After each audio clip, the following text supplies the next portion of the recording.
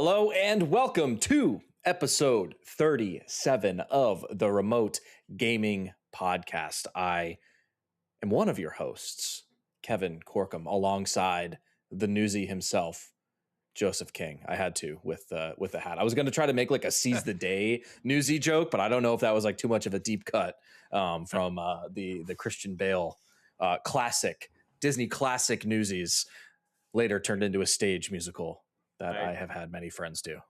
That almost flew over my head, man. I bought this hat in Dublin when me and my wife went to Ireland when I proposed to her on St. Patrick's Day in 2017. Yeah. So 2017. Damn. That was history right here. It's almost 10 years old. Yeah. That is a long time ago. 2017. That was before we even met, right? 2017? Yeah. Well, no.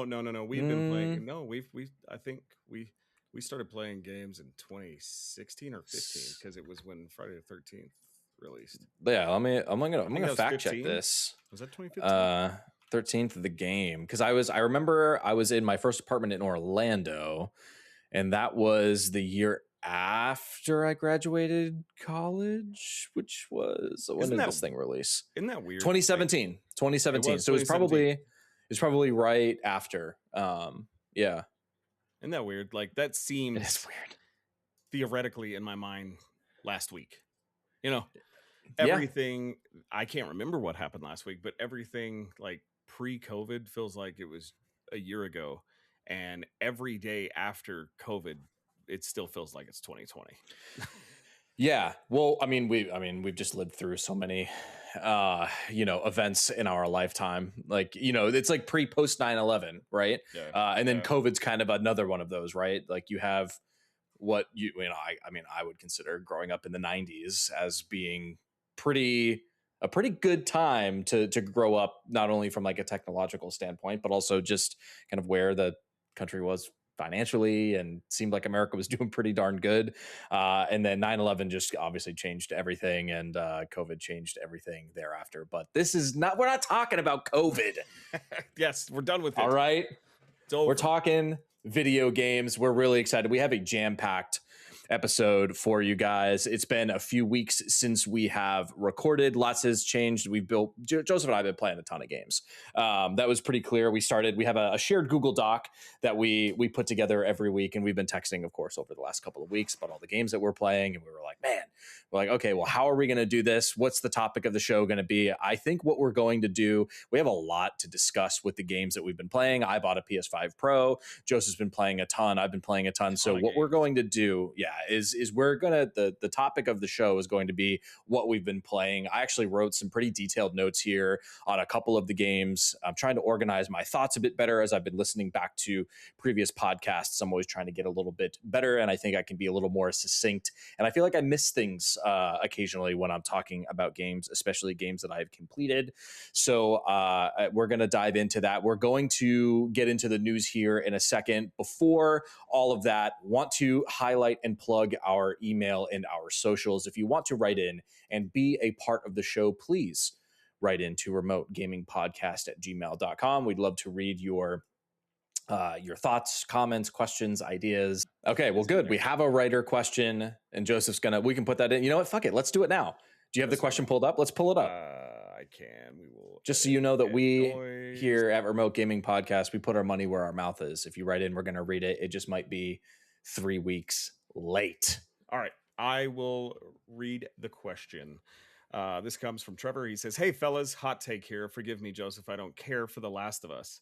I've tried to play it on 3 separate occasions. Each time I've logged anywhere from 8 to 10 hours and just ended up getting bored and moving on.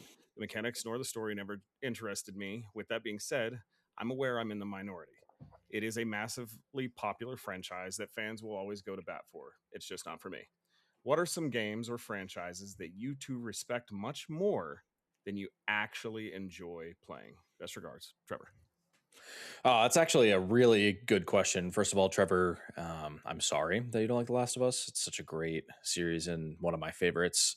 But man, I think there's a good amount. I mean, right now, like just top of mind for me, Crimson Desert is probably one of those that I respect for what it is, but I'm just not having the greatest time with it. And we'll talk about that a little bit later. You know what? I actually probably the biggest one for me is going to be Breath of the Wild, and then subsequently Tears of the Kingdom. I I was gonna think say both of those Zelda. games, yeah, yeah. Zelda as a I mean whole. Zelda in general, yeah. I think especially for me the new games, like they are phenomenal games. Like they're great video games. I just don't like playing them. I don't know. It's the controls suck. Like it just, I don't know. There's something about those games. I put 150 hours into Breath of the Wild, and I've really tried with Tears of the Kingdom. Just not for me, man. I don't know. It's just not for me. There's a lot going on, and honestly, it kind of plays into the Crimson Desert thing too. I think Crimson Desert took a lot of design philosophy from Breath of the Wild and from Tears of the Kingdom. So, I mean, off the top of my head, that's probably the most recent poignant one that I can think of. Yeah, agree completely. I love uh, A Link to the Past on the Yep. SNES. I never really cared for because I didn't. So it's I guess I would just say Nintendo as a whole Mm, because I it was the first console I started with, but as I grew out of it, I became such a PlayStation centric gamer, and then 360 and then a PC that I really only went back to the Nintendo when I got a Switch. I didn't my stepbrother had a Nintendo 64. We played a lot of 007, GoldenEye, Smash, things like that. But yep. Super Mario 64 just never struck me as something good.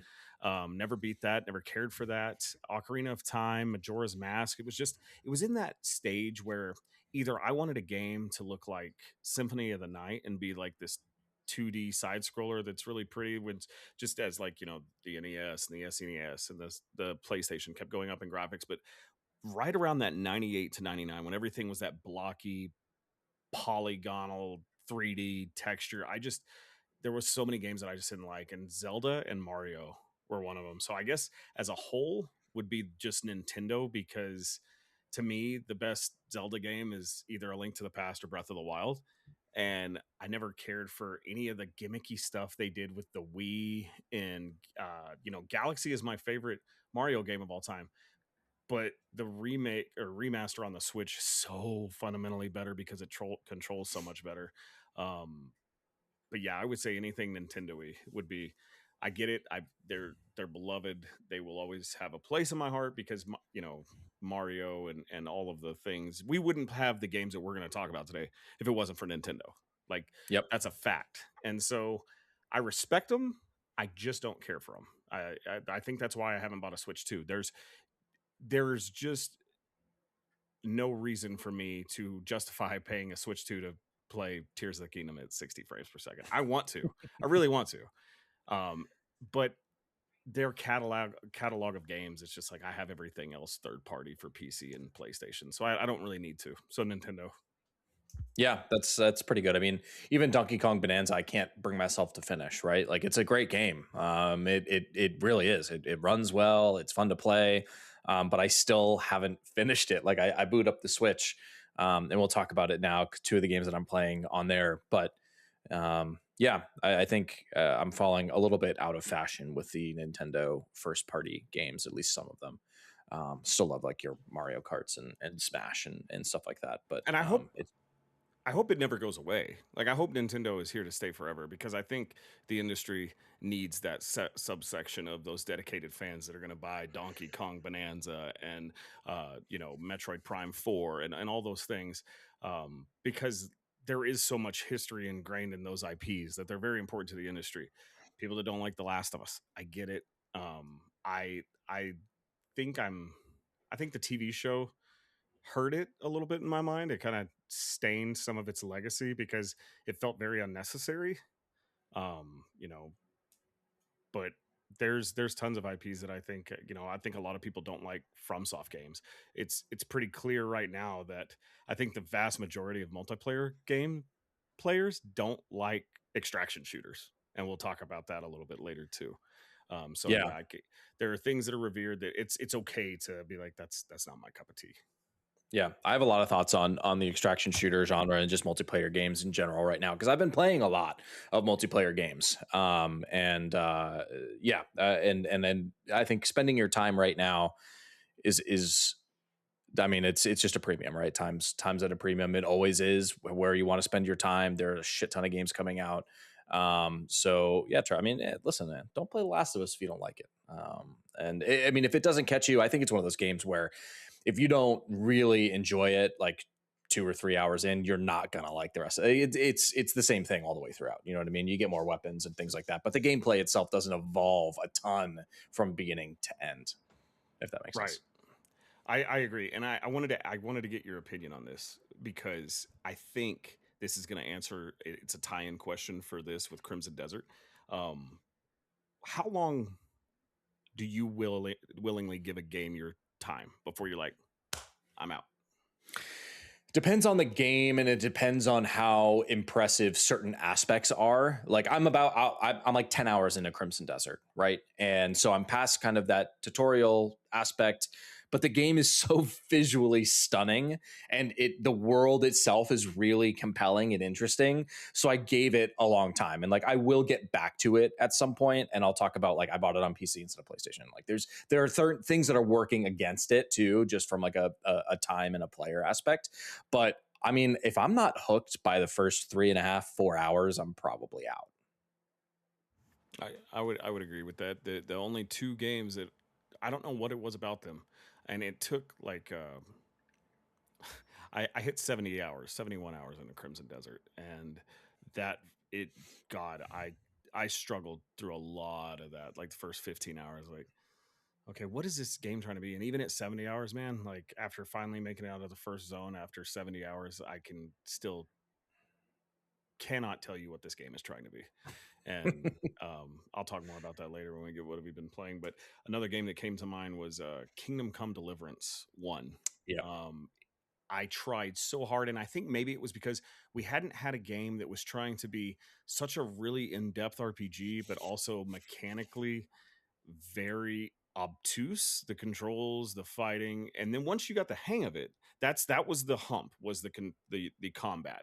Once you got the controls and you played within its own rules, and I feel like that's a lot of the part of, as gamers as a whole, that we sit there and we see this wall, and it's like, this is my game, I want to play this my way. Well, a lot of games you have to play it the way the game wants you to, and sometimes you can either get through that ability, or sometimes you're just like, no, that's not for me, and that's totally fine.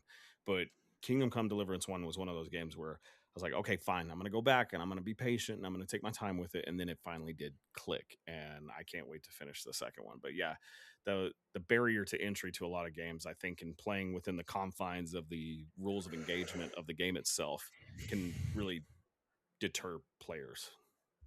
Yeah, no, I think that's Kingdom Come. I know that game is not for me. It's too slow, and you know, they're also, I don't run into a lot of games that I play now that I know that, or if I'm not sure I'm gonna like, because I think as gamers we take a look, and we've both played so many different types of games and play so many different types of games that I can take a look at something and go, oh, I'm gonna like that. Or I'll take a look at something and go, I don't think so, or maybe I'll wait for reviews or, you know, a sale or something like that, because it's not something I'm itching or dying to play. You know, I'm always taking a look at the game and going, okay, well, it's a little bit like this game and it's a little bit like that game, and I like both of those games, so yes, right. But there, you know, I think my time right now is super precious and very valuable, so I want to make sure that I'm spending it properly and with the right games. And you know, we have a pretty good nose now. We can sniff something and go, no, not for me. Or I'll wait for you to buy it, or you'll wait for me to buy it, and we'll be like, well, what do you think of it? And like, oh, it's great. Okay, cool, I'll buy it. Because we have, you know, similar but different gaming tastes too. So I think that's kind of what makes this podcast really fun, is that there are games that I like. Overwatch, right? Like I love Overwatch. You can't stand Overwatch. You love, you know, Dark Souls. I loved it when it came out. Too many heroes. Yeah. Yeah, I mean, yeah. I'm gonna get into all of that. I have some pretty extensive. I've put a lot of hours into Overwatch. I have some pretty extensive thoughts. I know I talked a little bit about it a few weeks ago, but I have a much better understanding of like the direction of the game and where it sits today and all of that too. So that'll be fun to dive in a little bit later. Thank you for writing in. We appreciate all of the write-ins. I actually streamed Overwatch the other day on our YouTube channel, Remote Gaming Podcast. The gameplay was atrocious, but we had a great time. I just lost like every game. I didn't play well. You ever have those games where you're sitting down to play a competitive game and you just like you're just not in it?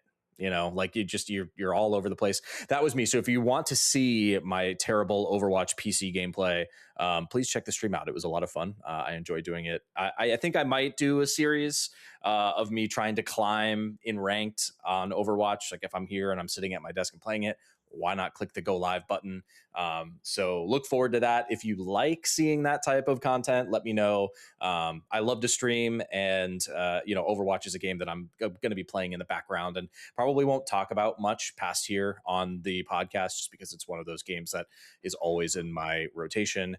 But check that out. I was thinking about doing kind of like all of my placement matches for tank, DPS, support, and then maybe like whichever one I place highest in, I do a climb on that role.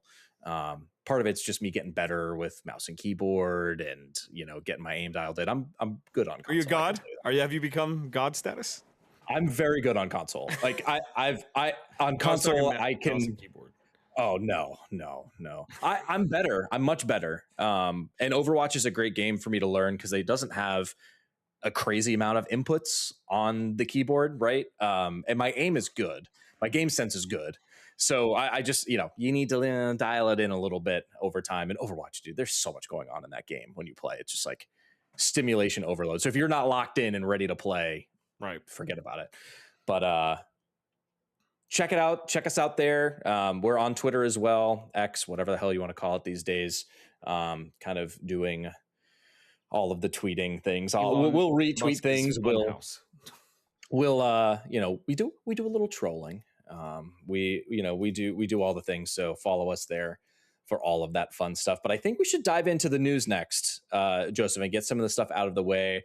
There's some interesting. We're going to start with Xbox here, and I might just throw all the Xbox news together because there's this. And then there's also the Game Pass news. So I'm going to talk a little bit about this. Comes from gamesindustry.biz. Xbox CCO details unified approach for next gen Project Helix console. Matt Booty, who still has a job at Xbox, unbelievable, also outlined how first party studios are supporting each other, including Blizzard assisting Playground Games on its Fable reboot.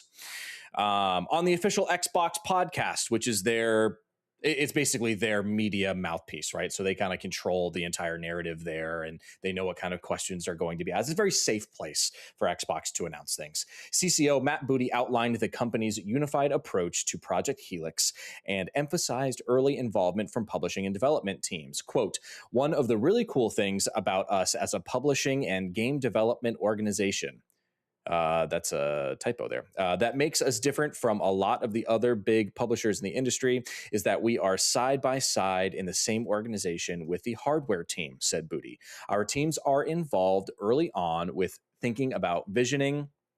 What's the planning? What are the specs? And of course, we're there every step of the way as things come along. He continued, as we're done with many consoles before, those two teams will work hand in hand as we get that together. As the hardware comes online, our teams will be the first to be involved. There's a lot of that happening already.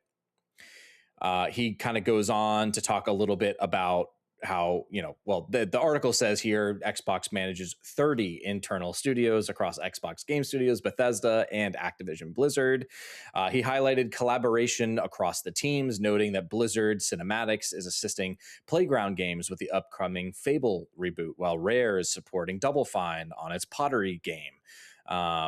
There's a lot here, and the Xbox messaging has been interesting recently. I'm going to just go ahead and read the Xbox Game Pass too expensive piece as well. And then I think we can talk about where Xbox is right now. Their messaging is a little bit strange. They keep saying publisher, they keep saying third party. There's rumors that Xbox might want to go first party again. They're all over the place. And I kind of want to dive in there as well. But let me read this. Xbox boss reportedly says Game Pass has become too, quote, has become too expensive for players.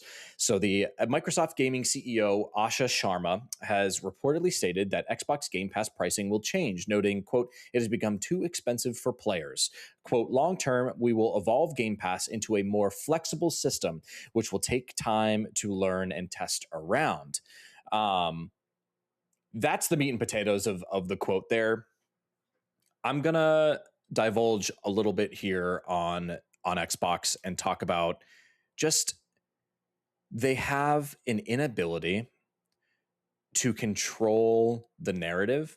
They just put too many weird things out all at once. They're saying, oh, it's reported internally that maybe they're going to go back to exclusivity, which I don't really know why they would want to do that. Now they're talking about Xbox reportedly getting different, maybe more Game Pass tiers, or lowering the price, or there being some lower, higher bar of entry with different features added onto each ones. And then we also at the same time have the news about Project Helix, which we know is essentially a PC that runs the Xbox app. So it's a full Windows PC that you're going to have here, which good, bad, and different, doesn't really matter what your take is. That's kind of what's coming. But if you are a predominantly Xbox gamer and Xbox player, Joseph, I don't know what you should be taking away from all of this news. The one thing that I keep taking away from it is that, man, they're like hitting the reboot button on this thing, and they have no real direction. They're talking exclusivity, they're talking Game Pass. Like, what is it? Are you going to stop putting games on PlayStation where people buy games on PlayStation, even though the Starfield sales have been a little soft? Like, the game kind of sucks, so there's that. But, like, you know what I mean? Like, I just don't know where the vision is for the future. I feel like soon here with Project Helix, they need to align internally and figure out, hey, this is what the new course of Xbox is going to be. We're a publisher that does some hardware stuff, but it's Xbox is now the Xbox app, right? Like, where do they go? What do they do? You know, to kind of back up on something you touched on with like having direction, it seems like they have no direction, and I get it. I don't want to butcher her name. What's her name now? Asha Sharma. Asha Sharma. She's got her hands full, right? You know, she's coming into a mess that, frankly, when you talk about direction, since the Xbox 360 generation, I would argue, as a whole, Team Xbox, that part of that sub branch of Microsoft, hasn't had direction. You know, from coming out and saying the Xbox One is going to be this living room machine and it connects to your cable box, and I was at work the other day and a DirecTV truck passed me. I'm like, who the fuck is getting satellite in 2026? Because, and maybe there are a lot of people, maybe I'm in the minority, I don't know, it just feels, because I am so disjointed when it's not connected to like video games or sports that I'm kind of like out of the know. So we use my dad's YouTube TV for like his account for like cable, right? If I want to watch Sports Center, I'm using my dad's YouTube TV account. Everything else is, you know, the streaming services. So and I feel like that's where the majority of people are at. But I remember very vividly that E3 conference where they came out and had the Kinect bundled in with it. Nobody gave a fuck about the Kinect on the 360. Why did you think we would care about it on the one? And then the cable connection. And then you move into the disjointed naming of the consoles from Xbox 360, Xbox One, Xbox One X, Xbox Series X, Xbox Series X. Like, whoa, man, could you imagine being a grandma trying to shop on Christmas for their Xbox fanboy kid? Nope. During the transition from One to Series X, someone got an Xbox One X. I think we talked about that when we first started this podcast, that when that got announced, someone was getting a One X for Christmas on accident. That had to happen. And I bet people know people that happens. So as a whole, there's not really been direction there. So I think they're trying to take a mess of everything and try to maybe slowly try to turn it into something workable. Let's take it. The first report that you wrote off, I want to take a little bit of the good away from that. Where did it say? Noting Blizzard Cinematics is assisting Playground Games with the upcoming Fable reboot. Blizzard's Great cinematic news. team is historically fundamentally always been amazing. Their cinematics are breathtaking, and I've said for years, God, please just make a 3D animated World of Warcraft movie to tell the lore of this thing. Yeah. And tie it into, you got, you're an MMO, you have enough time to tie in, wrap this thing up, and let's see some badass shit on screen. But Blizzard seems to be going the opposite in direction of what the fans wanted for World of Warcraft for many years. Like, I think even Chris Metzen, he had an interview either last year or earlier this year where he said, I really wish I wouldn't have put the term Warcraft in the game. And it's like, you see pictures of the concept art with like an orc slicing off a head of an Alliance guy, and now there's like a dude in Stormwind with a backpack taking pictures with, it's all cute and Disney-like animation, but their cinematics that tell the story have always had a very high quality level of detail. I'm actually stoked about Fable. That's one of the few Xbox series franchises that I feel is kind of slept on, because to be fair, they've slept on it for a long time. But I think every single one of them were good. And so if they can nail this, and I don't know how they're going to do, because I think it's on Unreal Engine, right? Correct me if I'm wrong. Fable, I think so. Yeah, I think it's on Unreal Engine 5, and so we know the problems that come with this. It seems like NVIDIA and Epic and Unreal Engine are starting to iron out the kinks of that engine, and we're seeing better quality of games come throughout. But I saw some gameplay earlier this week of Fable, and it looks really good. And so if they have, what I'm getting at is, okay, cool, you acquired all these teams, help each other out. And I think there's a lot of talent, and I think that's cool when talent goes to help talent elsewhere. We heard stories about Naughty Dog and Sony Santa Monica working together on some things for the live action God of War that was canceled. Maybe there's enough talent at these Microsoft studios that they can do what Sony seemed to struggle with in as far as like singularity and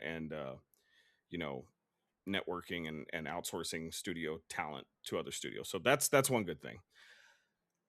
Another good thing I take away from this, Asha Sharma saying Xbox Game Pass has become too expensive. We all kind of talked about this. It's 100% accurate. I currently have PlayStation Plus canceled because I'm only gaming on PC right now. One of the games that I'm currently playing is through Game Pass, so I restarted my PC tier subscription just to play this game, and I'll cancel it once it goes away. So hopefully this is a good step in the right direction. I do think that this is telling that, dude, Call of Duty is not going to be on Game Pass. Maybe this might be, I don't think it'll be on this year's Call of Duty will not be on Game Pass, and it won't be on Game Pass going forward. And it financially, it costs too much to make, and they're losing too much through the last two releases being on Game Pass, I think. I agree with you 100%. I mean, they cannot continue. When they put it on there in the first place, we said that it was absolutely insane. It's the best-selling game every year. Like, people are going to buy last it. Year, except last year, Battlefield beat it. That's true, because there were people probably playing on Game Pass, and that's why, I think. Yeah, the sales and all of that. Like, it's tough when you looked at.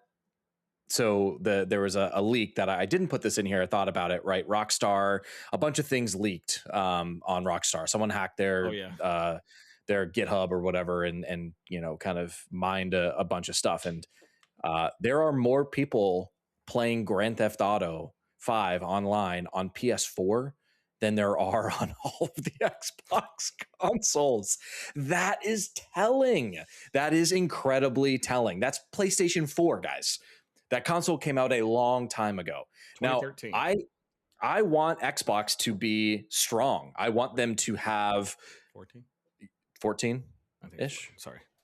Anyways, yeah, like we want Xbox to be strong, and I think if they look at these Game Pass tiers and they can figure that out, that would be great. They need to get Call of Duty off of there, but I mean, Joseph, we're smart guys.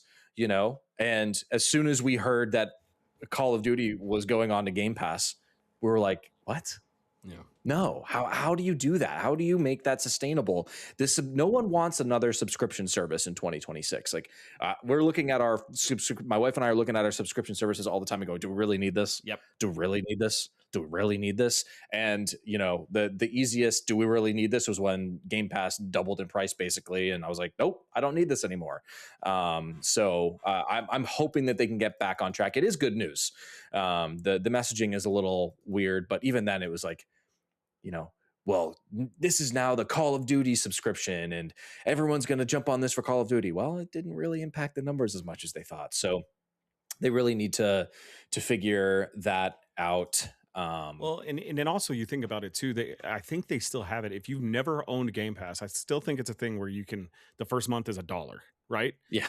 How many people do you think were like, because think about it. Most people that play, maybe they don't play COD super heavily, but like they were like, I want, play multiplayer for a little bit.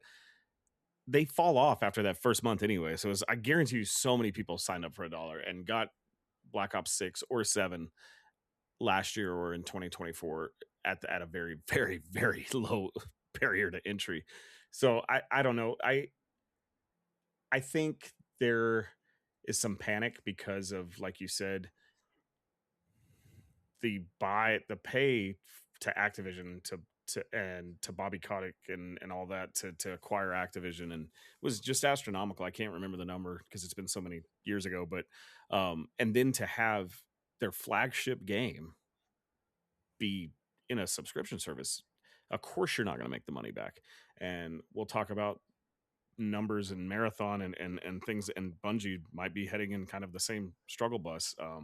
Problem is Bungie isn't backed by Microsoft, one of the largest financial companies in the world. So I don't know. It's weird. It's interesting. I'm hopeful. I think that she's saying all the right things. I feel like, yes, the messaging is a little disjointed, but from a consumer standpoint, I feel like I've heard more promising things from her than I have from Phil in the last 3 years. I hate to say that because I do somewhat like Phil Spencer. I don't have anything bad to say about Phil Spencer. I don't like him or dislike him. I nothing him, but I feel like he's not someone that should be hated. I think he maybe I think a lot of this Matt Booty, I would have maybe demoted Phil, kept Phil, got rid of Matt Booty. And but I don't know. But Minecraft. Yeah. No,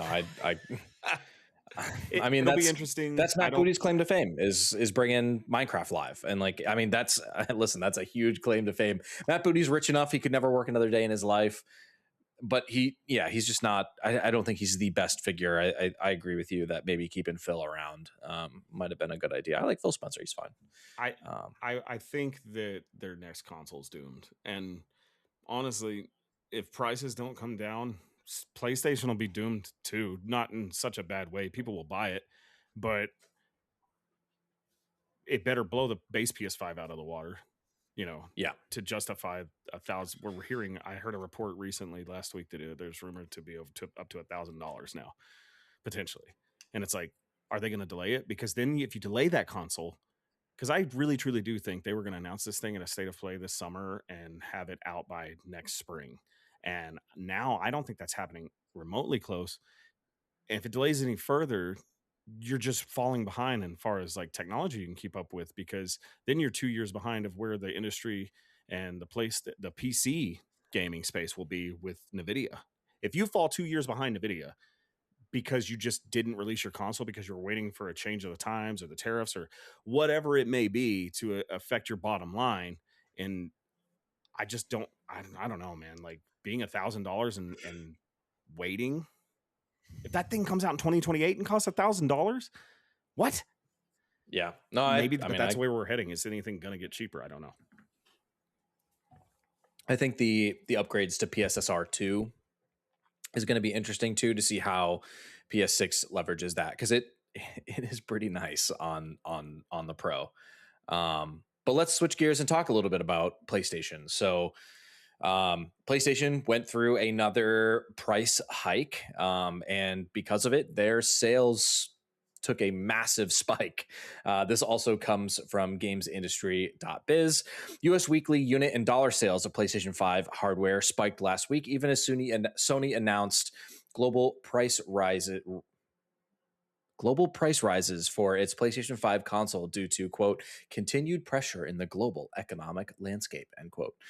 At the end of March, Sony announced that from April 2nd, the base digital PlayStation 5 would increase by $100 and the PS5 Pro by $150. We found this was necessary to, we found this was necessary to ensure we can continue to deliver innovative, high-quality gaming experience to players worldwide, end quote, SIE. Vice President Isabel Tomatis wrote at the time. According to Circana director and games industry advisor Matt Piscatella, U.S. spending on video game hardware was almost double that of the same week a year ago as players raced ahead of the price spike. I was one of those players. I went out and bought a Pro. I'll talk about that later. But listen,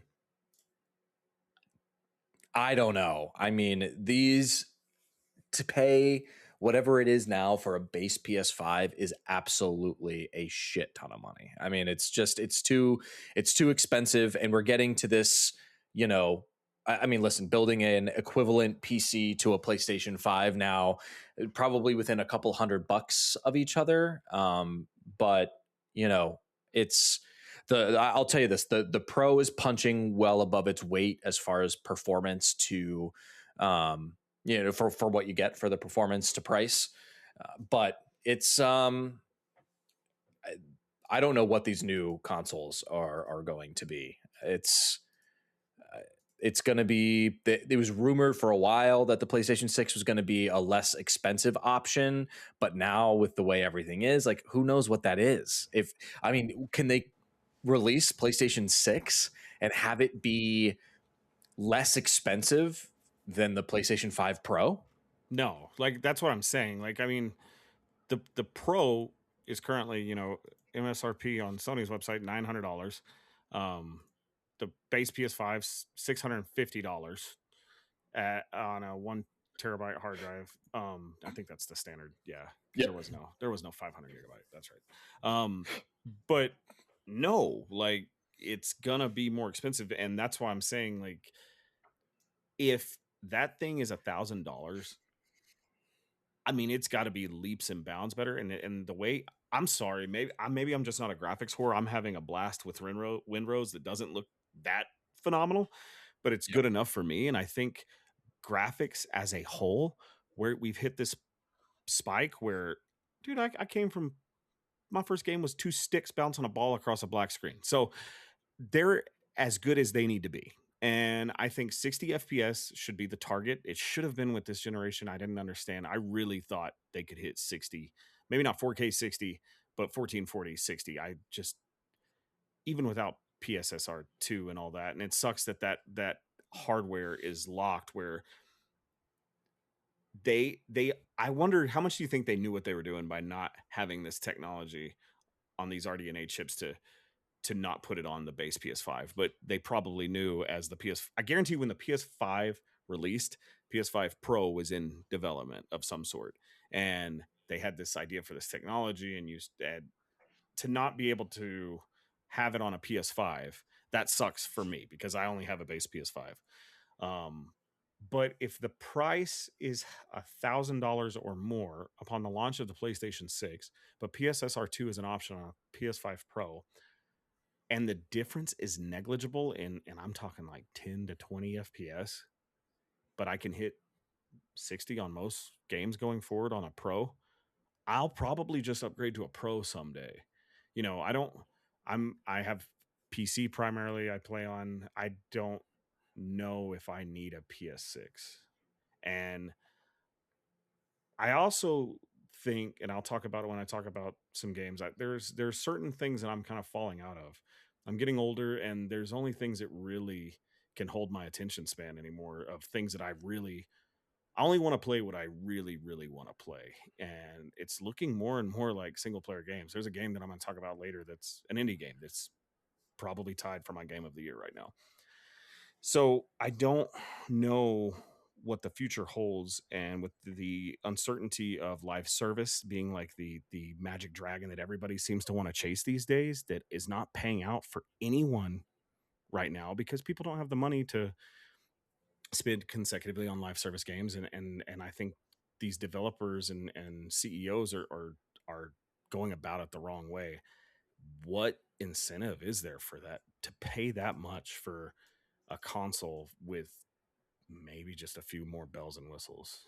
Now, being that it's a hybrid portable system, that's the intriguing part, right? Like how impressive if that handheld mode is as good as it is on screen as far as fidelity and frame rate, but blows like the Switch 2 out of the water and the PS5 out of the water, but you're in handheld mode, that's a different story, maybe, because you're adding the portability of it, right? And how far can you take it from base? Can you use it like a Switch? We don't know enough to know about it. I just, from these price spikes alone, it's like, man, I purposely go out of my way to like not like anything AI. like like any video that has AI, suggestively of AI, I just like, even if it's a reel of something funny, I'm just like scroll past it because it's made it to where I can't get a graphics card right now, and I wanted to get another one. It's made it where I can't get a PS5 Pro, and it's AI. Tariffs and all this other, the war and all that bullshit. Yeah, there's a little sprinkle of that it's causing some rise, but I mean, it's these data centers that are going up like crazy, and it's the amount of processors and graphics cards that are being bought up at an alarmingly high rate, and the RAM shortages. That's why. And if I mean, this more than I do. I mean, that ain't going nowhere. So No, I don't see this changing. Yeah, I don't either. I think Sony, they're in a place now where we don't really need a new console. I think fidelity has gotten to a point where a lot of these games are incredibly playable on PS5. I think Crimson Desert's probably one of the first games that came out on base PS5 that the performance was pretty shitty. Honestly, when it launched, and it's better now after some patches and things like that. But most people are not clamoring to upgrade from their base PS5 to PS6. The handheld aspect makes it interesting. I love a handheld. I really enjoy gaming handheld. I don't know what it is. My Switch 2 gets a lot of use right now, and my PlayStation Portal does as well. So yeah, it'll be interesting to see. We'll transition here into the next. Go for it. One last thing. We always, at some point, it seems like it's either, it was Destiny and stuff like that and Bungie, but now it's like GTA in some capacity because we're getting closer. You got to at least mention GTA 6 on this podcast at least once. And every time, I think every pod. I think a lot of people were holding out on upgrading to PS5 Pro or, whatever it was to upgrade to. They wanted to for GTA 6, but now if you didn't get it, I didn't, because they hiked this price up. It came out of nowhere. I mean, we knew about it because we knew it was coming, but it wasn't enough, right, to say, because I don't know if GTA 6 is going to release in November. I didn't have anything set in stone, and I'll play it on base PS5. And I told my kid, I was like, man, you can probably play it before me, because he'll be 17 by then. I'm fine with him playing it. I told him, you can go ahead and play that for me because I've waited for 13 years. I can wait a little bit longer because they released recently. There's rumor that the PC port, and I think they acted like it's going to be a long ways out, that the PC port is going to be possibly next May. And I'm like, that's awesome because that's very close. Usually it's a whole year after release. And so hopefully, it releases in November. It'll come to PC hopefully in March, April, or May next year. And so I think if that's the case, then I really don't need a reason. If that thing comes out before May of next year, I will not be getting a PS5 Pro until I see PS6 pricing. Like that's Agreed. there's no other game that I think that, I mean, I know you're excited for Heretic Prophecy and all that by Naughty Dog, but there's nothing on the horizon AAA that I'm like, ooh, salivating at. My next hype game for me is probably Castlevania. And that thing's going to be able to run on my base Switch probably. Yeah, definitely. I'll kind of talk about my experience with the Pro, and I tested a shit ton of games, and kind of compared them with PlayStation 5, and I'll tell you my thoughts, and I'll tell you who was I it think worth the it? Pro. That's just the first question. Was it worth it? I think so. Yeah. Okay. I do. I'll tell you why, and it's there are a couple factors, and I'll walk through that a little bit later. But let's talk a little bit about Shuhei Yoshida. If you are not familiar with Shuhei, he, during kind of PlayStation's, I wouldn't say like golden era, because they're probably in that now. But the era of where I kind of fell in love with gaming and PlayStation more in depth, he was the president of Sony Interactive Entertainment Worldwide Studios between 2008 and 2019. And in 2019, it was announced that Yoshida had stepped down to work on a new initiative, building relationships with indie developers, with Herman Hulst, who was the lead at Guerrilla Games, replacing him as president. Since then, Yoshida has stated a number of times that it wasn't his decision to step down at president, and while he enjoyed his new role working with indie studios, he had to take it or leave PlayStation altogether. Well, Shuhei's latest comments came when he attended the Alt Games Festival in Australia this past weekend, where he was giving a talk on Sunday about what makes indie games successful, and when he reportedly made the comments. He said this, quote, "I helped Santa Monica to make God of War, Naughty Dog to make Uncharted and The Last of Us, and Sucker Punch to make the beautiful Ghost of Tsushima." Yoshida reportedly said, quote, "Ghost of Tsushima was one of the last games that I worked on as president of Worldwide Studios. But in 2019, after 11 years leading the first party development, I was fired from the role. Jim Ryan wanted to remove me from first party because I didn't listen to him. He asked to do some ridiculous things, and I said no." I thought this was really interesting, mainly because Shuhei, since he left Sony, has been very tight-lipped and hasn't said anything about his time and why he got switched. And, he kind of alluded to the fact that they offered him an ultimatum and he decided to stay at Sony for a little bit longer. But to know that Shuhei was fighting the good fight in within Sony Interactive Entertainment and telling crying Jim Ryan no is pretty awesome. And I think that obviously Shuhei brought in some of the best PlayStation games that we've seen in the last decade, with Uncharted and Ghost of Tsushima and all of these different games that he greenlit. Not only greenlit, but helped get off the ground and consulted on. And, Shuhei is a gamer. Like, this guy plays games. He has an extensive knowledge of games. And the fact that he wasn't a yes man, and he has very strong opinions on games, has been playing them for a really long time, and told, Jim Ryan when he inevitably said, "Hey, let's go make Concord," or some shit. And Shuhei is like, "No, we don't need this. Like, there's this game, there's that game." And that being the reason that he got asked to step down, I think was really interesting news this week. What do you think about it?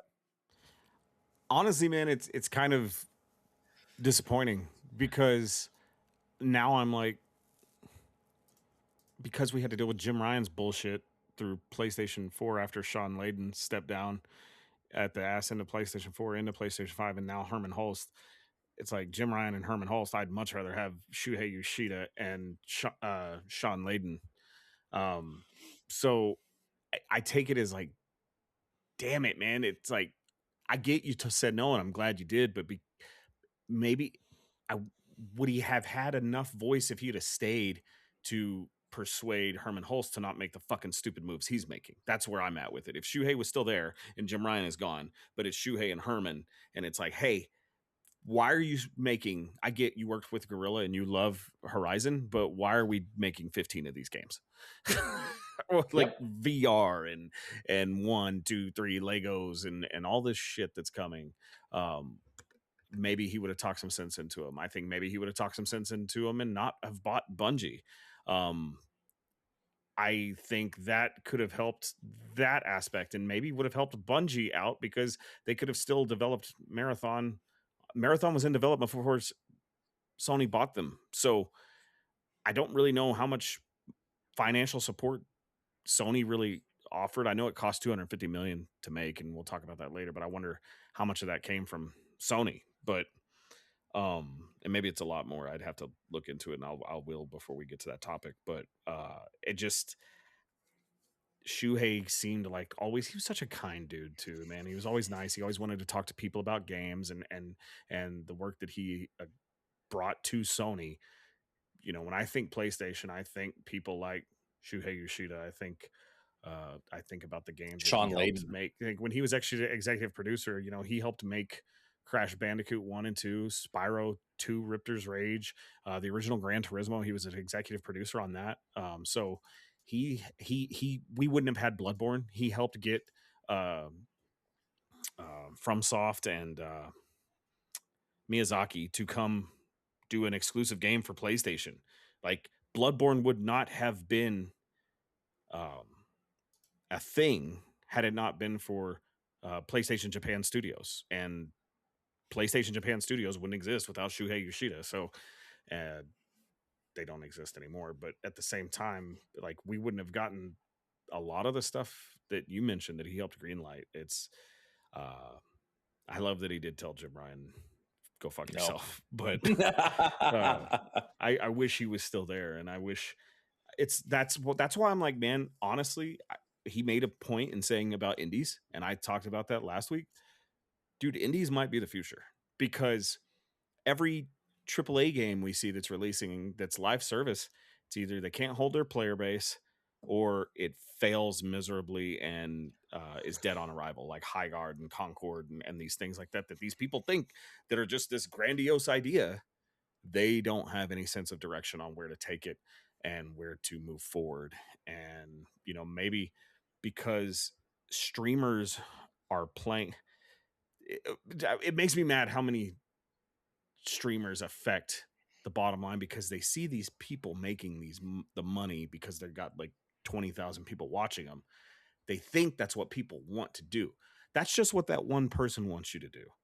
And I think streaming hurt Arc Raiders player base a little bit. I think it made Embark a little bit too comfortable.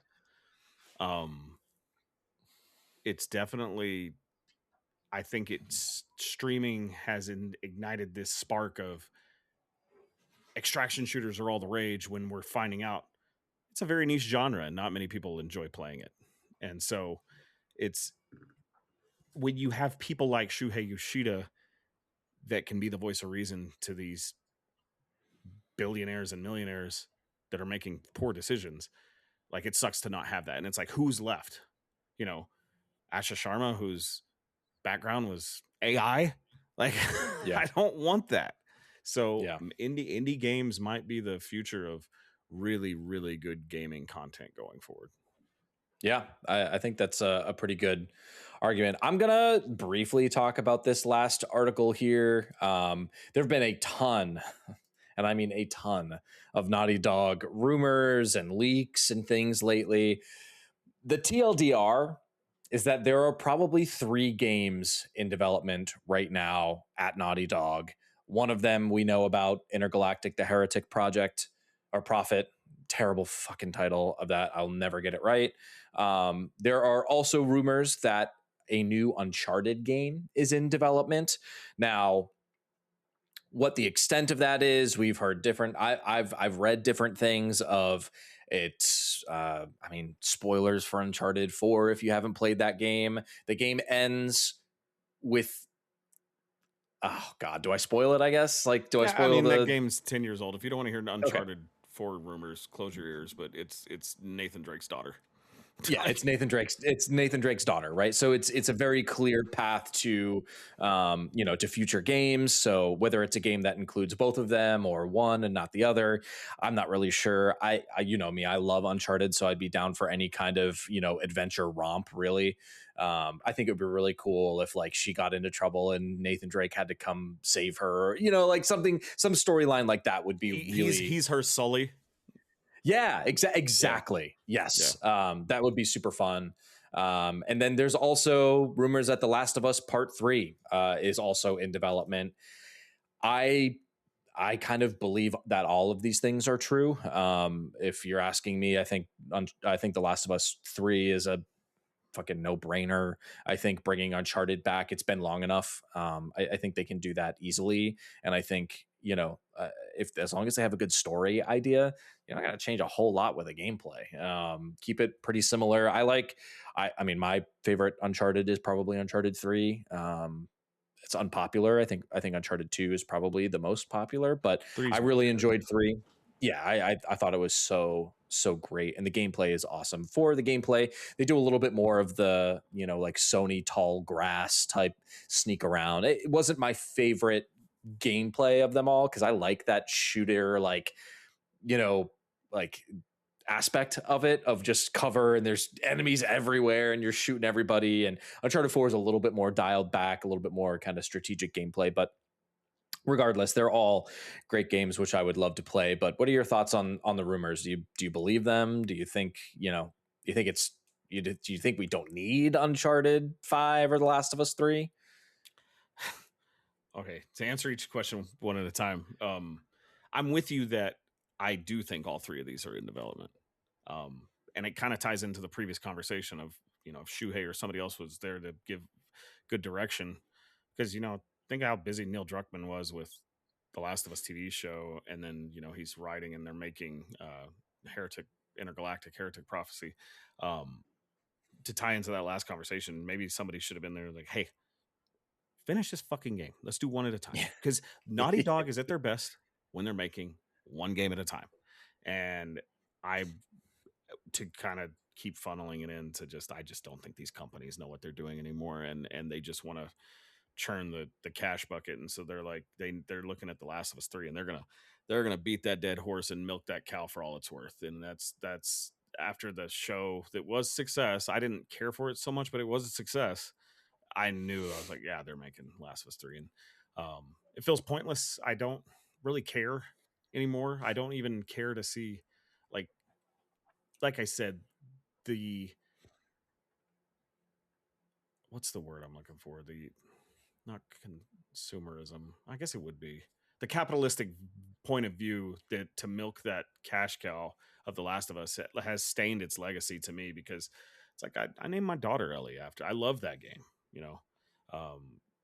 I have very fond memories, and I liked 2. I just didn't. I want to go back and play it one day when I don't have so much to play, because I had so much spoiled for me. I didn't really enjoy my time with that game, and it's a good game. It's a very good game, but I'd like to go back through it and play it and give it the respect it deserves. Uncharted, I don't know, man. Like I know why they left that ending after the credits roll, and it's open ended for a reason. I get that. It was just in case we want to do anything. That's why we did this. It's a placeholder, right? But it's not necessary. Make Intergalactic. I want to see these studios with all this talent make something new. The fact that Cory Barlog's game is another fucking God of War. Like, we said, how stupid would that be? And lo and behold, it's God of War, but about his wife. Yeah, like, oh my God. Like, come on, people. Just again, like, I think you have to branch out a little bit. And like, I'm excited to play Heretic Prophet or Intergalactic. It's going to be different. And they've said so, right? They've said that it's going to be very different, and the gameplay is going to be this, that, the other, and it's going to have that Naughty Dog polish. And bringing back The Last of Us Part 3, I mean, we're not going to see this game for another 10 fucking years, so it doesn't really, matter. I think, Joseph, you're right in the sense that the show has put a little bit of a sour taste in a lot of gamers' minds, especially the second season. I thought this first season actually was very good. I think the second season, for someone who's played the games, is not very good. And if you haven't played it since it came out originally, you definitely need to play it again. I mean, the gameplay when I've played it a couple times since, probably 2 other times. I've appreciated the depth of the gameplay every time that I've played it. There's so many ways in which you can handle encounters, and it's phenomenal. Doesn't it almost feel like the same as when you watch? And I know you're a Patriots fan. I am, and so you're always going to pull for Brady to win it. But it's almost like if he wouldn't have won that one in Tampa, right? As a sports fan, we're all like, don't do that, dude. When he went there, it was like, you're going to fuck up your legacy, because we thought he wasn't going to be able to do it. Jordan coming back, not when he was wearing the 4-5, but when he came to play for the Wizards, kind of taints it a little bit. Jerry Seinfeld put it best: showmanship, George, end on a high note, and it's like, why do we have to just that's what sucks. It just goes back to these CEOs and these people in these boardrooms that have no fucking pulse, that don't, remember, was it Jim Ryan that was holding the fucking controller all retarded, that he couldn't, he didn't know how to hold the controller. Like, it's almost like the CEO of McDonald's not liking his own hamburger. If you're not buying the sauce that's in there, then why should we? And you guys just care about the money, and it sucks. It taints the legacy. Like, yes, Last of Us 2 was good, but that game could have totally existed in its own zeitgeist and been its own thing with factions and lived forever. And that would have been it. And that's a shame. And Uncharted 4, I think it was good. Was it great? Wasn't horrible. I did like it. It's probably still one of the prettiest games on the PlayStation 4. It is a gorgeous game. But we don't need any more. We don't need this. Frankly, it's like, do we even need Intergalactic? Because yes, it will be different in this. There's going to be this gameplay because it's in space and things are a little bit different, but it's going to be a third person, big cinematic, set piece action adventure game that Naughty Dog is known for, right? So it's not going to be that fundamentally different. They're not going from The Last of Us and making Doom Eternal or something that's completely out of their wheelhouse. So I don't know. I just don't. Maybe I'm just not getting excited about AAA games anymore, and it's because that's what it sounds like to me a little bit. Yeah, of things that just, I'm not trying to be a Debbie Downer. I'm like, because 10 years ago I've been like, ooh, they're making Uncharted, Naughty Dog, and this new game. Hell yeah! Now I'm like, damn it. So I don't know. I don't want to be completely down about it. It just doesn't touch the buttons that it should for me. And I agree with you. I do think it's true. I think they're probably all in development in some capacity, and it just hurts all of them because it just makes them all take that much longer to develop. Yeah, I would love to know what their head count is over the last few years and if they've scaled up after the success. I mean, who knows? Like, the success of the HBO show maybe granted them the ability to go higher and get these other teams working on things, because Intergalactic's pretty much done, right? I mean, that thing's been in development since 2020, 2021. Is it? Because have we seen anything? We haven't seen anything. I think we see it in the next 6 months, and I think we see something in the next 6 months, and I think it gets released next year. I just can't imagine that game goes till 2028. It's got to come out in 2027. It has to. It's got to be close. I think there is a state of play next week. But I think it mainly is going to show. I think it may have like the God of War remake there that nobody knows. Obviously, like every state of play, nobody knows what's in it. So hopefully something will be there. But we have not seen any gameplay of Intergalactic, which makes me think that they're, because of the damn TV show, they were like, somebody, probably Herman Hulse, was like, Neil, I need y'all to make Last of Us 3. I get that you're making this thing. You can go to co-develop side by side. I think they're pausing Intergalactic. They're trying to get Last of Us 3 as quick as they can out the door. Both will be, Intergalactic will come out first, and Naughty Dog's in like storyboard mode. It says that there's currently an estimated workforce of over 400 employees, with various reports of 400 to 500 from 2023 to 2025 in the Santa Monica based studio Naughty Dog. So okay. Yeah, if I had to guess, most of the hard work on Intergalactic is done, and it is polish and time to crunch for them on that. And I think they're probably in storyboard mode for The Last of Us Part 3. And I bet they have a team of like 100 people probably working on Uncharted in early stages. But you also have to think about it from let me play devil's advocate a little bit, right? They know what an Uncharted game is, and they know what a Last of Us game is. So how much resources do they really need for are they going to completely overhaul the combat mechanics in those games? Probably not. They'll throw a couple new things in here and there, right? But with where Naughty Dog really shines, and I think where they take a lot of their time is with the polish, is with the I mean, I haven't seen a friggin' bug in one of those games that I've played. Like they're really solid and very highly polished. So I bet Intergalactic's in polish mode. So that means that they can start siphoning off people that were working on that project, maybe to Uncharted, right? Next, to get that game up and running and ready to go, while they have they're putzing around ideas for The Last of Us Part 3. Because I can't imagine that they are in such a position with how poorly the launch of The Last of Us Part 2 came out. Whatever they show from Intergalactic next needs to be awesome. Like it needs to be enough to shut the haters up, right? That's why I think I'm scared, because I'm just like, I don't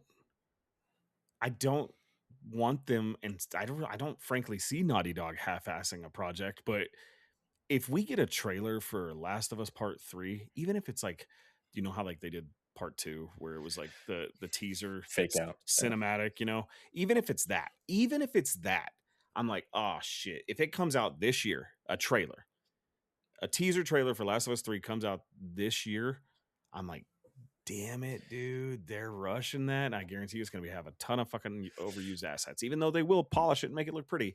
I just feel like it'll be too rushed. And I don't know, like I'm not cautiously optimistic, because it does need to be good, and it needs to, but we haven't seen anything in from Intergalactic. So I think you everybody slows their roll.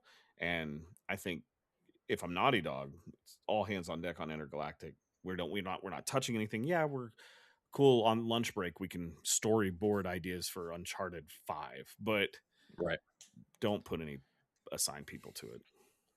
Yeah. We'll see. I mean, Naughty Dog has not let us down gaming wise yet. Like all the games that they've put out have been solid. I'll give them the benefit of the doubt. I'm willing to see what Intergalactic. I need to see gameplay, right? No gameplay, no hype. That's our rule. I think that's a pretty good rule. So we'll see. I mean, I have a feeling it's going to be a little bit like roguelike. Like I don't know. It's going to be. We'll see. But that kind of concludes the news. I wanted to talk here as we step into what we've been playing. We have a pretty extensive list of games that we have been playing, but I wanted to run through. I'm looking here at just video game releases that are upcoming. We're filming this on 420. Blaze them. But even through the end of the month here, I'm just going to highlight some big games that people will probably be interested. There's a big Diablo 4 expansion, Lord of Hatred, coming out on the 28th.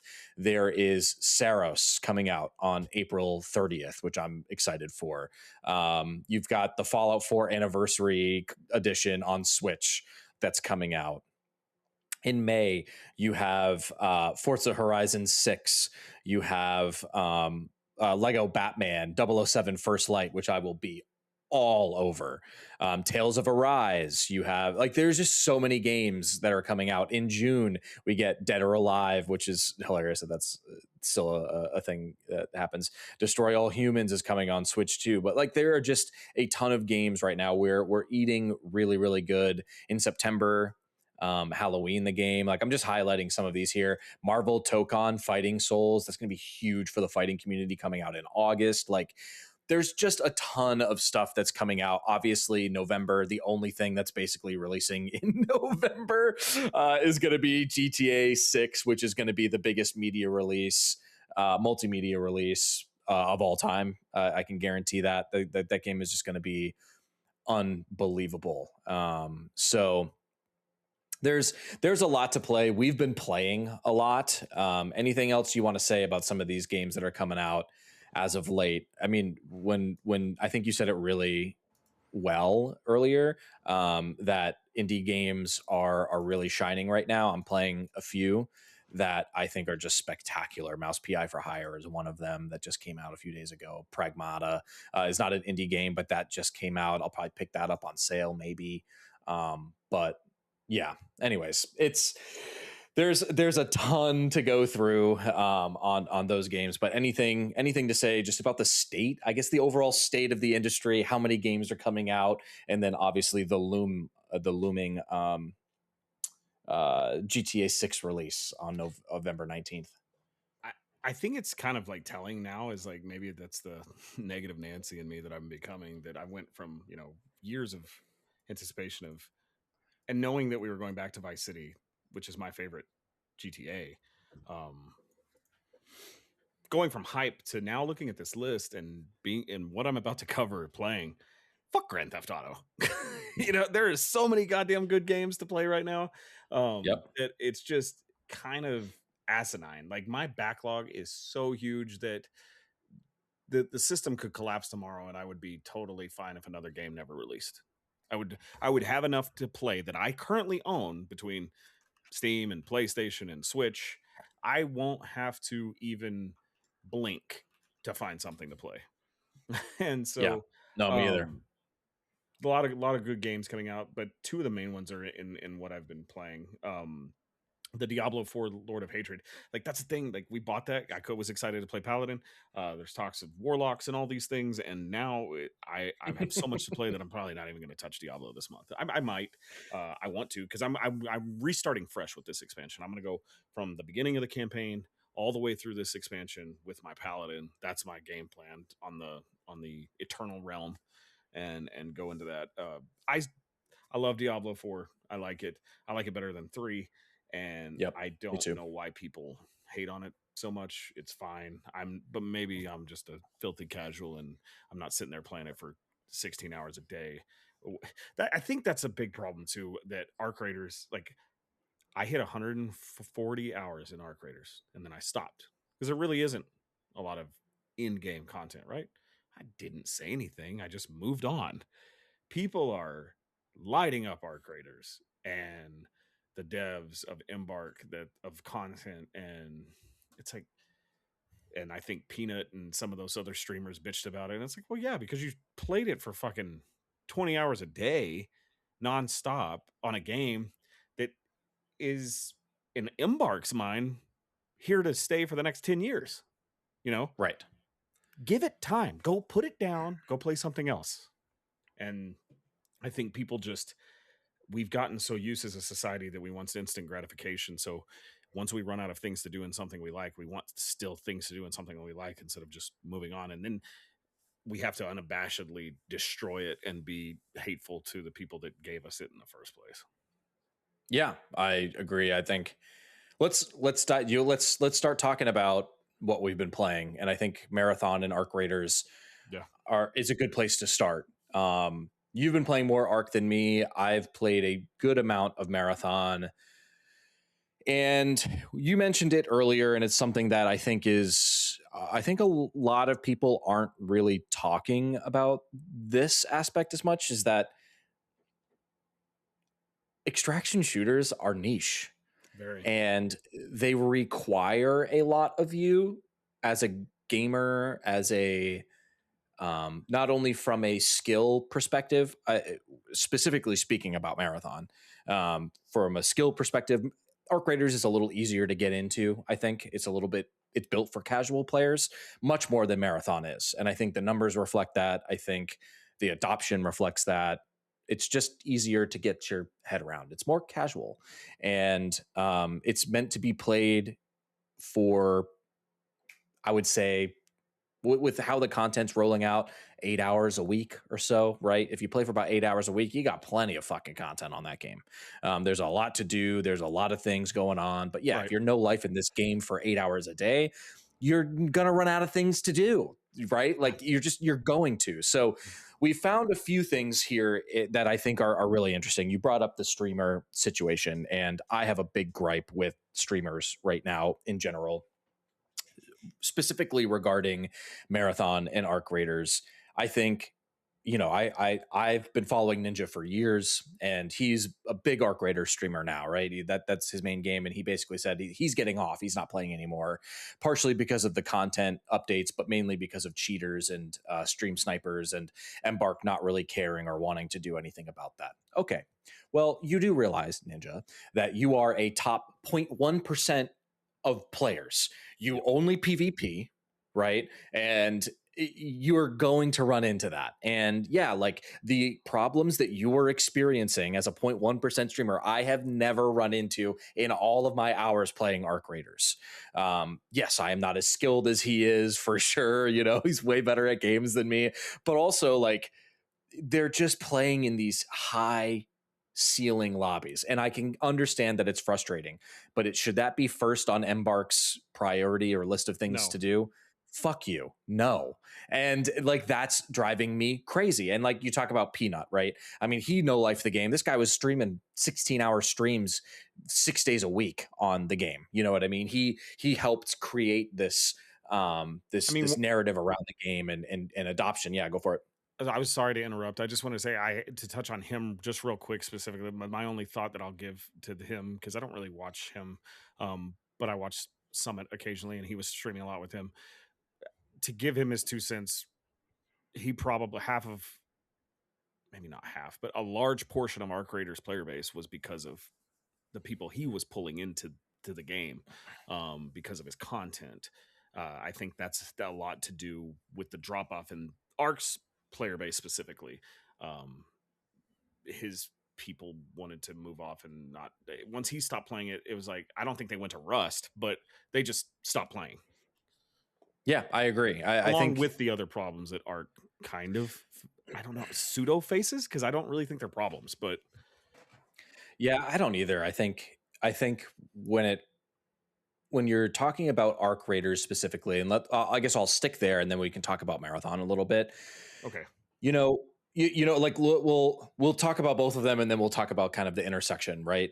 And where one outshines the other, and vice versa. But Arc is just an incredibly fun game with your friends that encourages interactivity in the world, amongst other raiders, and you know, being able to figure out these things with the NPCs, and Marathon is just not like that. And I think when Peanut did move off of Arc Raiders, a lot of people also shifted off of the game. And I think sometimes these negative sentiment of these streamers who play these games for fucking over 40 to 50 hours a week, like, yeah, if you got 1,000 hours in Arc Raiders, I'd hope you were bored. Yeah, I hope, no shit. I'd hope so, man, because there are so many other games to play. And when you're streaming and playing games just to make money, not just to make money, but you're wanting to be entertaining and whatever, like, yeah, 1,000 to 2,000 hours on a game, you're going to get bored, and it's going to be tough to come up with new bits to do, right? Even though I think Peanut's streams are incredibly entertaining, and I think he does a great job planning out his streams and interacting with his chat, and just being overall kind of like, honestly, what Dr. Disrespect was in his prime, where, you know, you just didn't want to turn him off. He was funny, and you'd throw him on in the background. And, you know, my wife hates Peanut. She fucking can't stand him. But I send her Peanut memes all the time because I think they're funny. But you know what I mean? And she's like, get this guy off of my screen. But you've played more Arc than I have at this point, and you're probably, I'll kick it over to you to talk about some of the gripes and just where it is right now, and what you see with it, because there's still some end game stuff that I haven't even seen in Arc, because I fell off a little earlier. I want to pull up real quick, because let's just do this. Make it easier for everybody.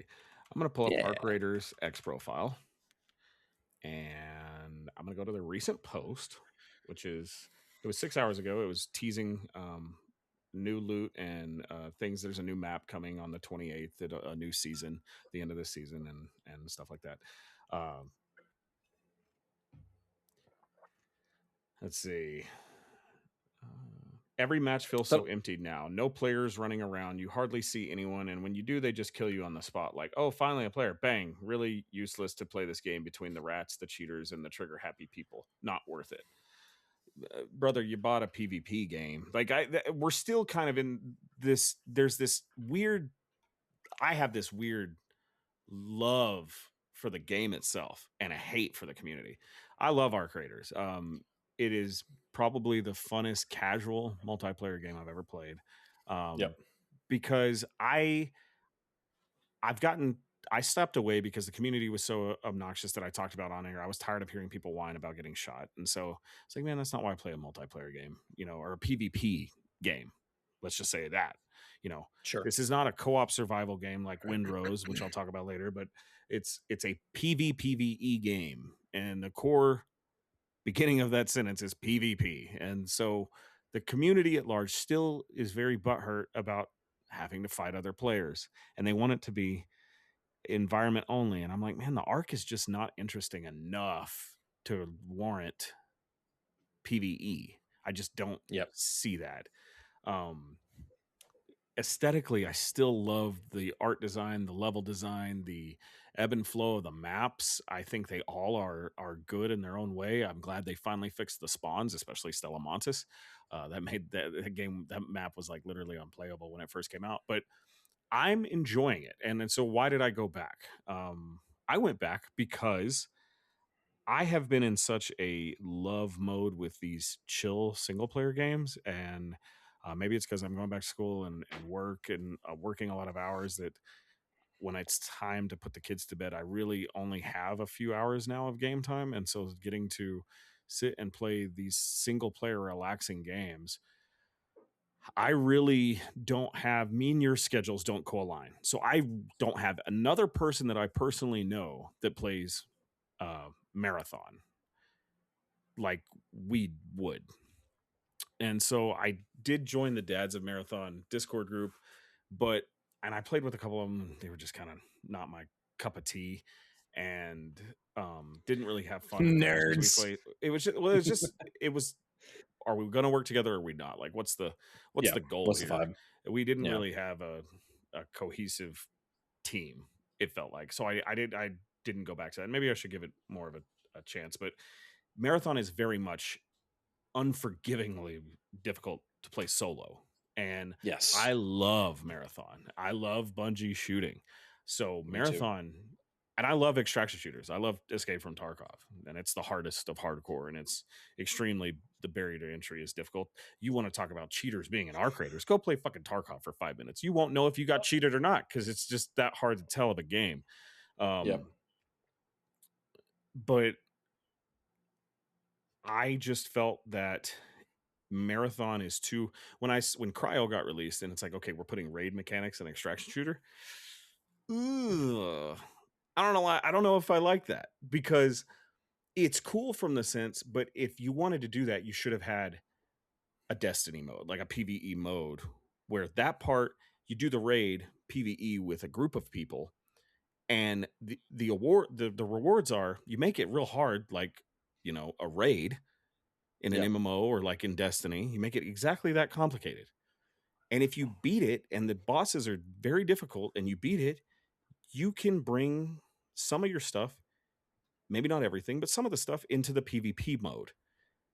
I think that would have been better. Don't make them together because as a solo player for Marathon, I'm never sniffing Cryo, man. Like I haven't even got to play it, So it bummed me out in that aspect. But I love the PvP in it and I love the fighting.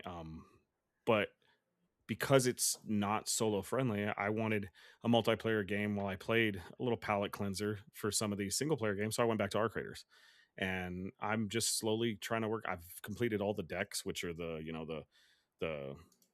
kind of like how Hell Divers did their little battle pass reward system kind of thing. You play to unlock the currency to unlock these tiers. So I've been doing that. I'm probably going to do this week's trial since it's the last one and it doesn't seem that difficult to get all the way up. In my spare time, I'm going to try to play maybe an hour of Arc Raiders. Just dip in. The loot in that game is so... I've never given a shit about anything I find in Arc Raiders. Never. Not once in the like in Tarkov when I find a LEDX and you're just like, oh shit, I gotta get the fuck out of here. There is not one single thing in Arc Raiders I've been like, oh, we gotta go now. It was the Venator blueprint when I first got it, but they nerfed that thing into the ground, which is still a pretty good gun. But you know what I mean? There's nothing crazy about it. So it's very, very, like you said, casual friendly. And Yep. I'm having a good time playing it casually. Marathon, I just don't have the people to play it the way the game, like we talked earlier, wants me to play it. Yep. The fun that I have out of it is fun. I like doing Rook every now and then, but it wasn't enough to, so I uninstalled it. Like, to put things in perspective, I have the video game player in me should love Marathon more than Arc Raiders. But in Marathon, I have 40 hours in Marathon, as opposed to, as of today, 151 in Arc Raiders. So Yep. it speaks to my fun button, right? But overall, I really would like Marathon more than Arc Raiders. It's just the vibe of Arc Raiders, the third person perspective, the 80s kind of like Star Warsy Dune aesthetic. It's just cool to me, and I enjoy it. And I don't go in. I'm playing it by the community rules now. I'm not shooting unless I'm shot at. And if you don't speak and I see you, I'm like, hey man, you cool? And you don't say anything, I'm blowing your head off. And I have fun that way. It's fine.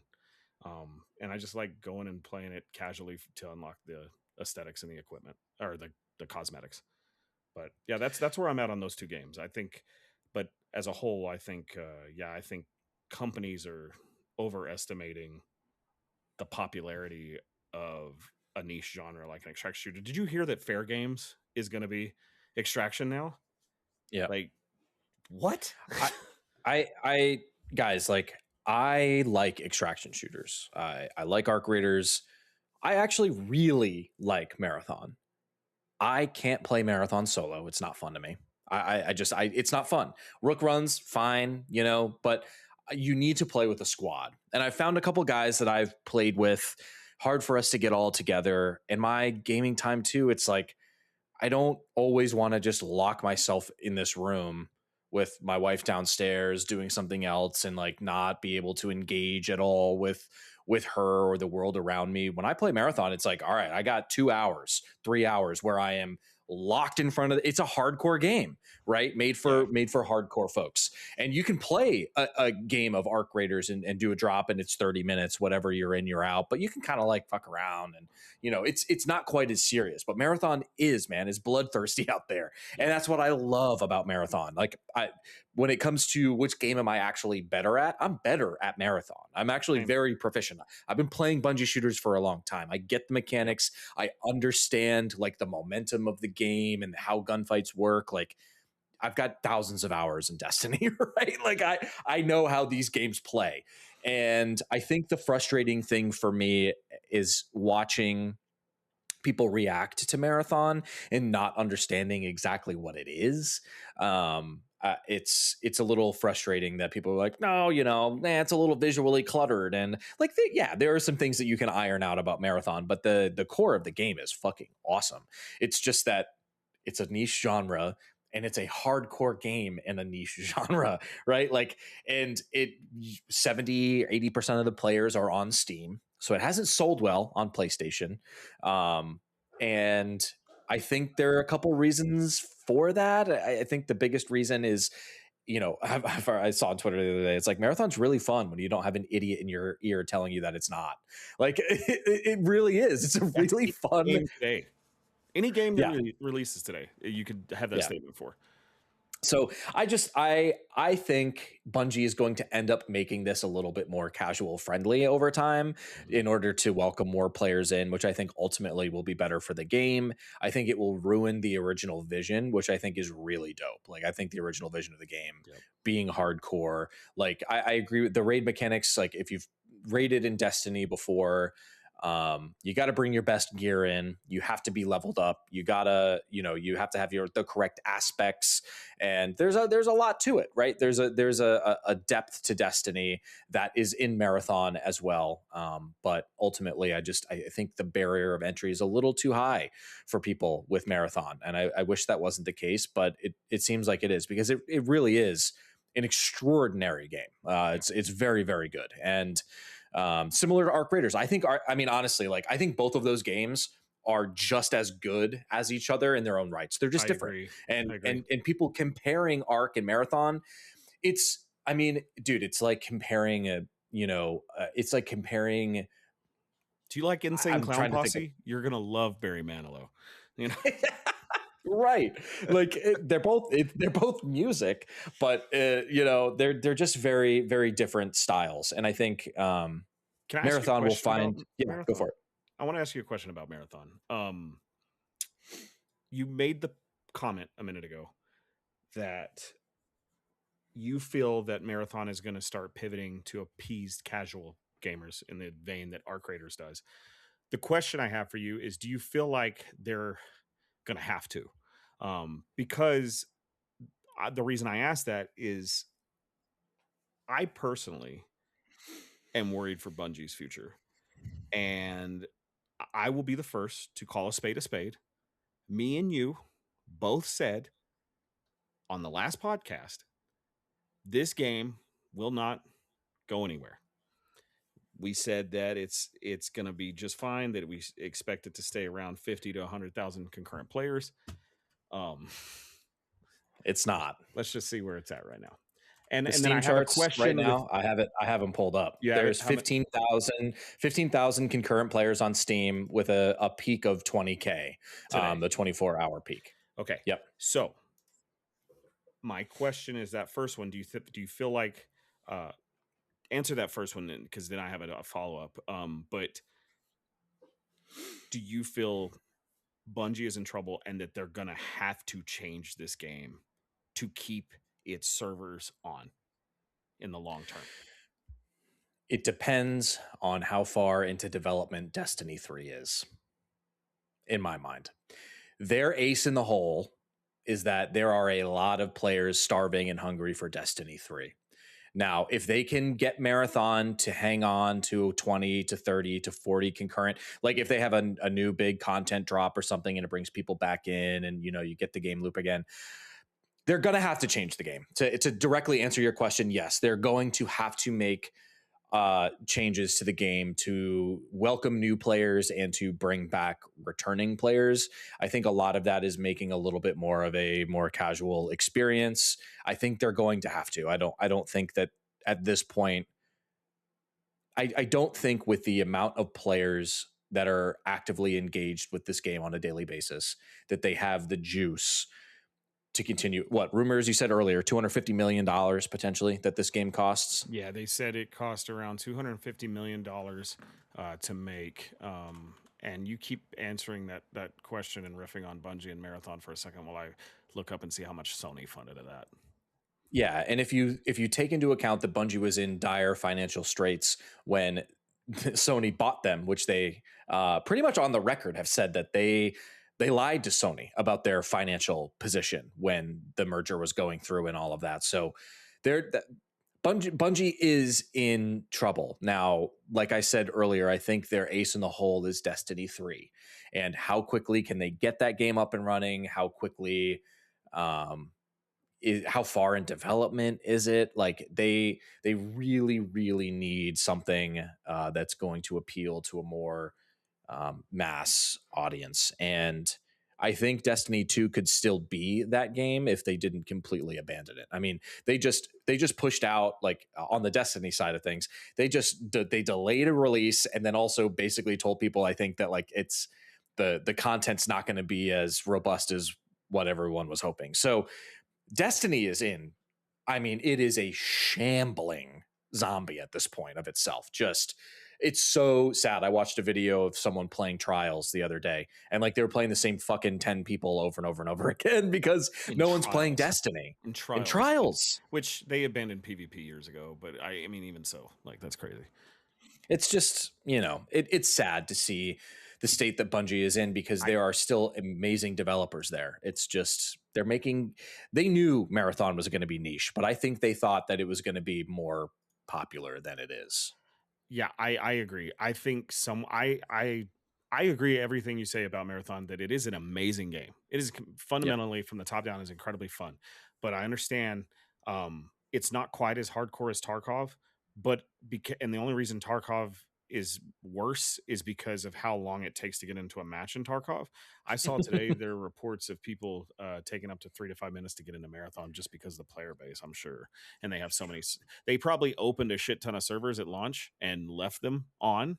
And so it's taking players a long time to get into it. But it is definitely, it's people have gear fear because they haven't played games like this. And so it's harder for them, and they just don't want to stick with it. And I understand that, or it's not what they thought. Maybe they thought they were going in to play like a Destiny, Call of Duty type game or something, or they really truly, maybe their only extraction shooter was that Warzone mode that I forgot what it was called a few years ago that bombed miserably, but it was talk about Call easy. of Duties. Yeah, it was very easy. It was very casual. Yep. I can't remember, but I'll think of it. Yeah, keep talking. I'll think of it. Oh yeah, 50 to 80 million is what they made, and it cost 250 million to make, and that is, granted, we're in the first 2 months, so right. Is it panic mode though for the game? I don't think so. Is it panic mode for a lot of Bungie employees? I would say yes. And I think because there's nothing I can pull from the numbers that show that Sony, it looks like they foot the bill. Like it was a joint effort between, because like I said, I think Marathon was in development for the merger or the acquisition, and then Sony helped finish funding it. I also believe, the allegations of art theft and generative AI possibly playing a role in the time to release. It was delayed. This game was supposed to come out. I think if this game would have came out when it was supposed to and launched before Arc Raiders, I don't think it would have been Arc Raiders. I think Arc Raiders still would have coexisted, but I don't think Arc would have maintained such a dominance over Marathon, because I think if the hardcore FPS players like your Shrouds, your Summits and Tim the Tatmans and all those people that want to play FPSs on Twitch and YouTube, they would have flocked to this game first over something like Arc Raiders, just because of being first person alone. And the shooting from Bungie is very appealing.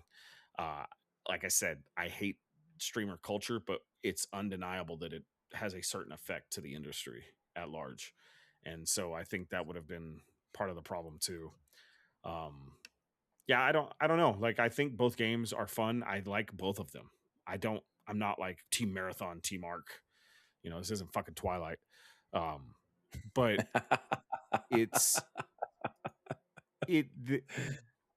they can both coexist. And I am afraid that my next question on this subject for you to ask was, we just looked at Steam charts. Why is this a thing all of a sudden? Why is it so popular now? Is it because of Concord and then Highguard, and it's like people are wanting things to fail? That's fucking crazy to me. And it's exciting to show a screenshot to a developer on Twitter, hey, look at your fucking game, it sucks. Is that what it is? And why do we care? Yeah, I mean, I think a lot of it is the "I told you so" ism. Like, if I wanted to like get a rage baiting tweet right now, I could say Marathon is sitting at 15,000 concurrent players, and Red Dead Redemption 2 is at 20,000. Skyrim is at 21,000 people concurrently playing it right now, right? Like Elden Ring, Football Manager 26, Space War. I don't even know what the fuck that game is. I've never heard of it before. VR Chat, Stardew Valley. Like, dude, like there are Team Fortress 2. That game released in 2007, right? But it's like, you have to take all of these things into perspective as well, right? It's always going to be that way. Those games are. Right. So it's difficult to compare and contrast all of these things, but you're right. People do want the games to fail, and people wanted Marathon to fail from day one. I watched Peanut play Marathon when it released, and everyone's like, "Go play Arc, go play Arc, go play Arc," and he literally was like, "Will you guys shut the fuck up?" He's like, "Before I started playing Arc, I was playing something else, and you guys were bitching at me about that game. And then I started playing Ark, and you wanted me to play this other game. And then everyone wanted me to play Ark. Yep. He's like, you guys suck. Like there's no winning with Twitch chat and with all of these internet idiots where they just don't care about good games and they don't play good games. And if they want to have an opinion that ends up winning, quote unquote, right? It's ridiculous. I think Bungie is in trouble, and I think Sony is going to do things, but I think we are all to blame. It's a good game, but people are so caught up to be like, I'm team Arc Raiders or fuck extraction shooters and fuck life service, and I just want this thing, that you can't. Like 20 years ago, a game came out and we were just like, oh, cool, that exists over there for them. And it existed for years. People played multiplayer games for years with dwindling numbers. Since when is it not a thing for a game that's older than 24 months to have a drastic drop in player base? That's any game from the creation of time ever. People play something, they move on. That's how it goes. Why do we give a fuck now? Because like you said, it's cancel culture, it's hate, rage baiting, griefing, just vitriol bullshit that people feel like they have to have an I was right moment, because people's lives are so goddamn boring and mundane that they have to tear down somebody's work of art. Who gives a shit if Marathon has 15,000 people for the rest of the time? The thing that sucks is we get good games canceled. Like X Defiant was a fucking good game. Yes, it was a good game. Concord fucking sucked, but the gameplay, the gunplay didn't seem bad. There was something there, right? Gamers have this unrealistic expectation that if it doesn't me, wah, I'm the most important person in the universe, it has to appeal to me. It can't exist for anybody else. If it has something that is not for me, then fuck them. Like all the shit with Velgard, I don't give a fuck that they put pronouns. Do I think it's unnecessary? Yeah. Did they had to put the scar from an obstetric procedure that probably wasn't capable in medieval times? I don't know, right? Like, right. Who gives a shit? If someone wanted to play Dragon Age, play it. Criticize it for being poorly written, or don't point out the shit just because you didn't like the little tiny nuanced thing that it had. Don't make that your end all be all. And I feel like people do the same thing with multiplayer games. It doesn't have this one little thing that I don't like, but is the game full of bugs? No, not really. Does it run good? Yeah. Is the core gameplay loop fun? Yes. Yep. What the fuck are you complaining about? Like, I think the perfect example of this is, I'm trying to see how many hours I spent playing Uncharted 4 multiplayer. I can't find it. But the perfect example is Uncharted 4 multiplayer, the best multiplayer game ever created. Absolutely not. I loved it. Fun as shit. Yeah, I loved it. And like, people will be like, oh, why are you playing that? It's a dead game. Look at the charts. There's only 500 people in the entire world playing Uncharted 4 multiplayer. You know what? I had a blast playing those 500 people in Uncharted multiplayer because we were all hardcore and we liked the game and we stayed around much longer than everyone else. And factions, right? Like I back then, nobody wanted things to just fail. Like people could have been, oh, Uncharted 4 is dead, and why are you playing? Because it's a lot of fun and I enjoy playing it, right? But like that type of commentary didn't happen 10 years ago. It's really only recently that all of these things have taken a turn for the worse, honestly. Yeah, I feel like you said, to close this up on the Marathon discourse and everything, I'm worried that they're just gonna either completely change the vision of this game to salvage it, or just move on to Destiny 3 and just abandon this game and let it. I feel like that's what Sony is gonna make them do. Hey, this little fucking fun project you had didn't work. Go make Destiny 3 now, and if you guys don't make our money back on Marathon and Destiny 3 within the first 2 years, we're shutting you down. Yeah, I guarantee. I think pressure's on for Destiny 3 in a big way. And in turn, the failures of this game, which more or less could be, I think there's a lot of finger pointing. Gamers are saying it's Bungie's fault. Bungie, we're saying it's a combination of Bungie and the gamers' fault. CEOs misreading the tea leaves and trying to see what is going to work and what's not. It's a whole bunch of factors that factor into it. But the problem now is all of that bullshit is going to make Destiny 3 worser for it, because it's going to be like, get it the fuck out. Yeah, I hope that's not the case, because they can't release a bad Destiny 3. I mean, they can't do it. No, like it cannot have the launch that Destiny 2 had. It cannot have that. It cannot have the first 6 months that Destiny 2 had, or the first 2 years that Destiny 2 had. I don't know, man. I honestly, you would think it might be something easily to do, is figure out how to get a next gen patch for 60 FPS and release Destiny 1 on PC and a patch for PS5, like just to get in players' good graces, because that game is still holds up today. I think that's something they could do if they don't want to, if they want to focus all their efforts on Destiny 3, and we're saying we're not really going to do much of Marathon. You got to do that, right? Like, you got to do something to make players be like, hey, we're still Bungie. We're still good. We're still like, I don't know, man. Like, I don't know if Marathon's going to be here next year. That's the reality. It may not be. It depends on how much we were a month ago to now. It's crazy. Yeah, it depends on how much money it's hemorrhaging every month, and how many people they have on it, and updates, and all of that. Do you think Sony makes them add skins for pay, cosmetics for pay? I bet money. A gun shop, a gun skin. You got to think so. I mean, why not at this point?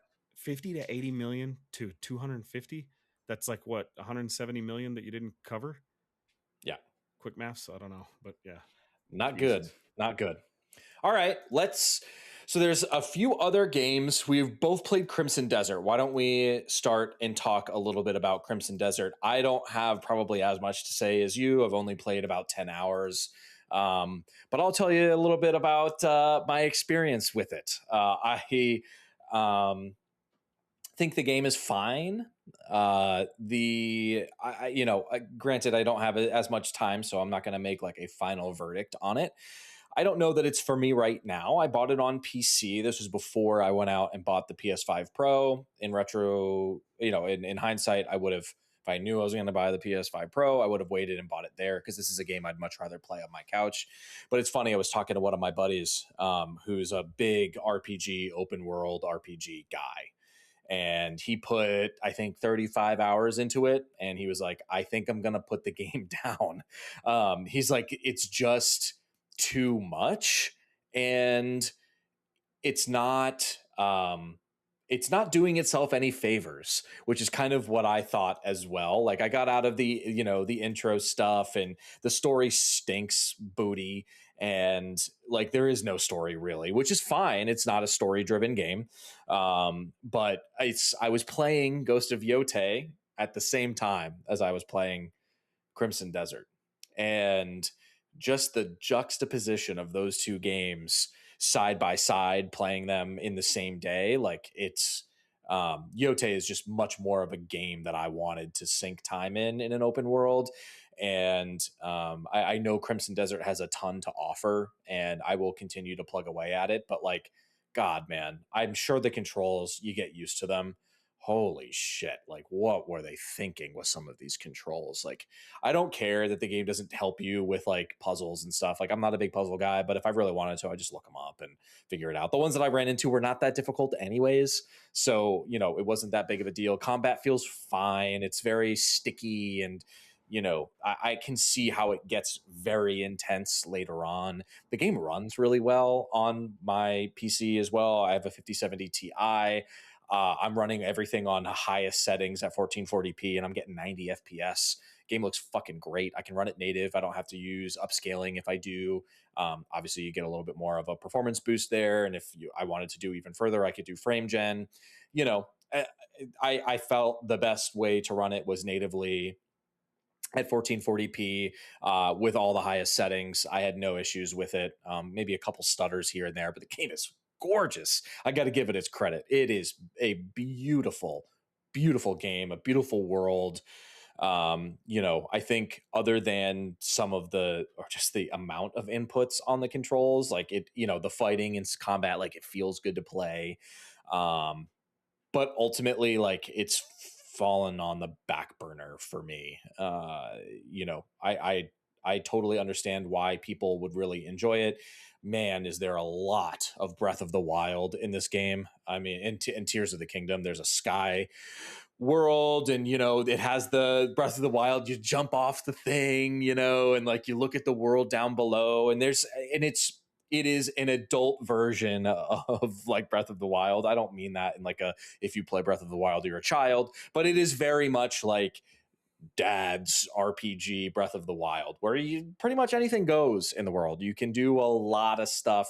The interactions with NPCs and things are pretty fun, and I like the world a lot that they've built in Crimson Desert. But I also think that this is a game that's going to only just get better with patches over time.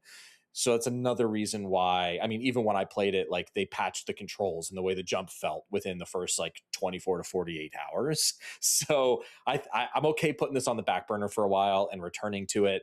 It's good. And I'm sure it's great to a lot of people. I'm just in a weird place with the game personally, but I know you've played a lot more, so I'll step back and let you go for it.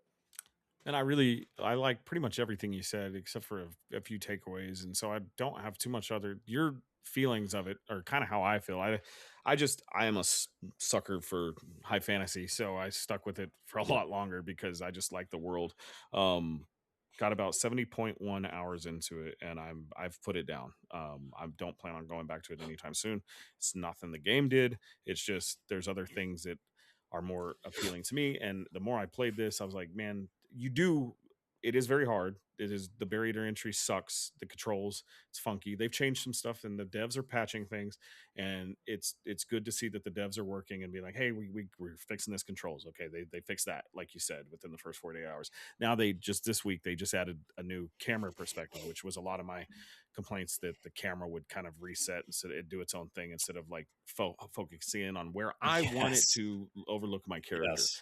The combat, I actually adore the shit out of the combat in this game, and once they patch some of the controls and the movement, I really like it. Some of the movement I reverted back to how it was originally, because there's some sliders you can change, and because the heftiness and the weight, that Red Dead kind of GTA, not jank, but the realistic movements and the weight, I liked how that felt, so I turned that back on. The game has no story, and there is a story there, and there is a lot of lore, but it's very base and it's not exciting. But I don't play it for that. And once again, Yeah. Play a game by the rules it gives you.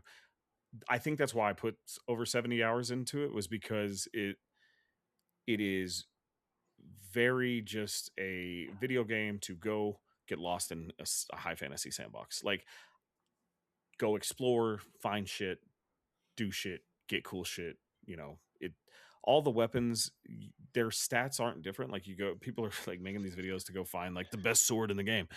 There is no best sword in the game. They have modifiers that you could put into the weapon, and that makes the weapon very powerful. And then your upgrades to the weapon that you do at the smith and things like that to make it a higher tier. That's how you can get over the combat. And some people were having complaints of the boss, but I put so much time into that first area that I had my gear, I think, level 3 or 4 by the time I fought the first boss, and I wiped the floor with them because I was just exploring. And I like games like that your story, maybe, man, did you go to this cave and see that one thing? I love when games do that, and I'm like, bro, what the fuck are you talking about? I was doing over here doing this with this, and they were like, what? And I love that, the freedom that these sandboxes are able to give you. Aesthetically, visually, people are ranting and raving about the graphics, and I'm like, I think what it is it's the best a game of this size, and the game is massive, right? Like, the map is huge. I think it's the best implementation of a game's size to performance, at least on PC. I can't speak to PS5 because I haven't touched it, so I don't really know. And I really honestly haven't even watched many videos of it on console. I watched like Digital Foundry kind of do a thing. But they've kind of fallen out of people's graces recently for comments that they made. Did you see what happened with them? Yeah, I did. Yeah. Maybe we can touch on that another time. But anyway, it's pretty, but I'm like, man, Red Dead was Red Dead. I haven't played it, but Horizon Forbidden West. Those are games that Spoilers. stand out. I'll talk about that on PS5 Pro here in a little Ghosts bit. of Yote. Those look fundamentally more beautiful. Like I played Assassin's Creed Shadows last year on PC at Max, and that game was prettier to me than Crimson Desert. I like Crimson Desert. I had struggled with getting the HDR right on it. Was kind of annoying, and finally got it set to where I turned it the fuck off. It looks so much better HDR off, and so I like it. It's cool. It's nowhere near my game of the year. I'm gonna go back to it at some point, but dude, I have been gaming, and I want to hear your thoughts on some of these PS5 Pro impressions and some of those other games. But real quick, I just wanted to run through because I've been playing a lot. I finished Ninja Gaiden Ragebound. Love that game. Great throwback. It's not, you know, a Metroidvania or anything. It's just a side-scrolling 2D action adventure platformer, and it is a fucking blast, man. It's really fun. Then I beat that, and so I also beat Super Meat Boy 3D. I loved Super Meat Boy. Did you really? I love Super Meat Boy, man. The first one I played a shit ton of it on PS4, and so they made a sequel ish. The original developer, the creator of Super Meat Boy, after he made Super Meat Boy, he left and he made that game Brotato. Have you seen that? Yep.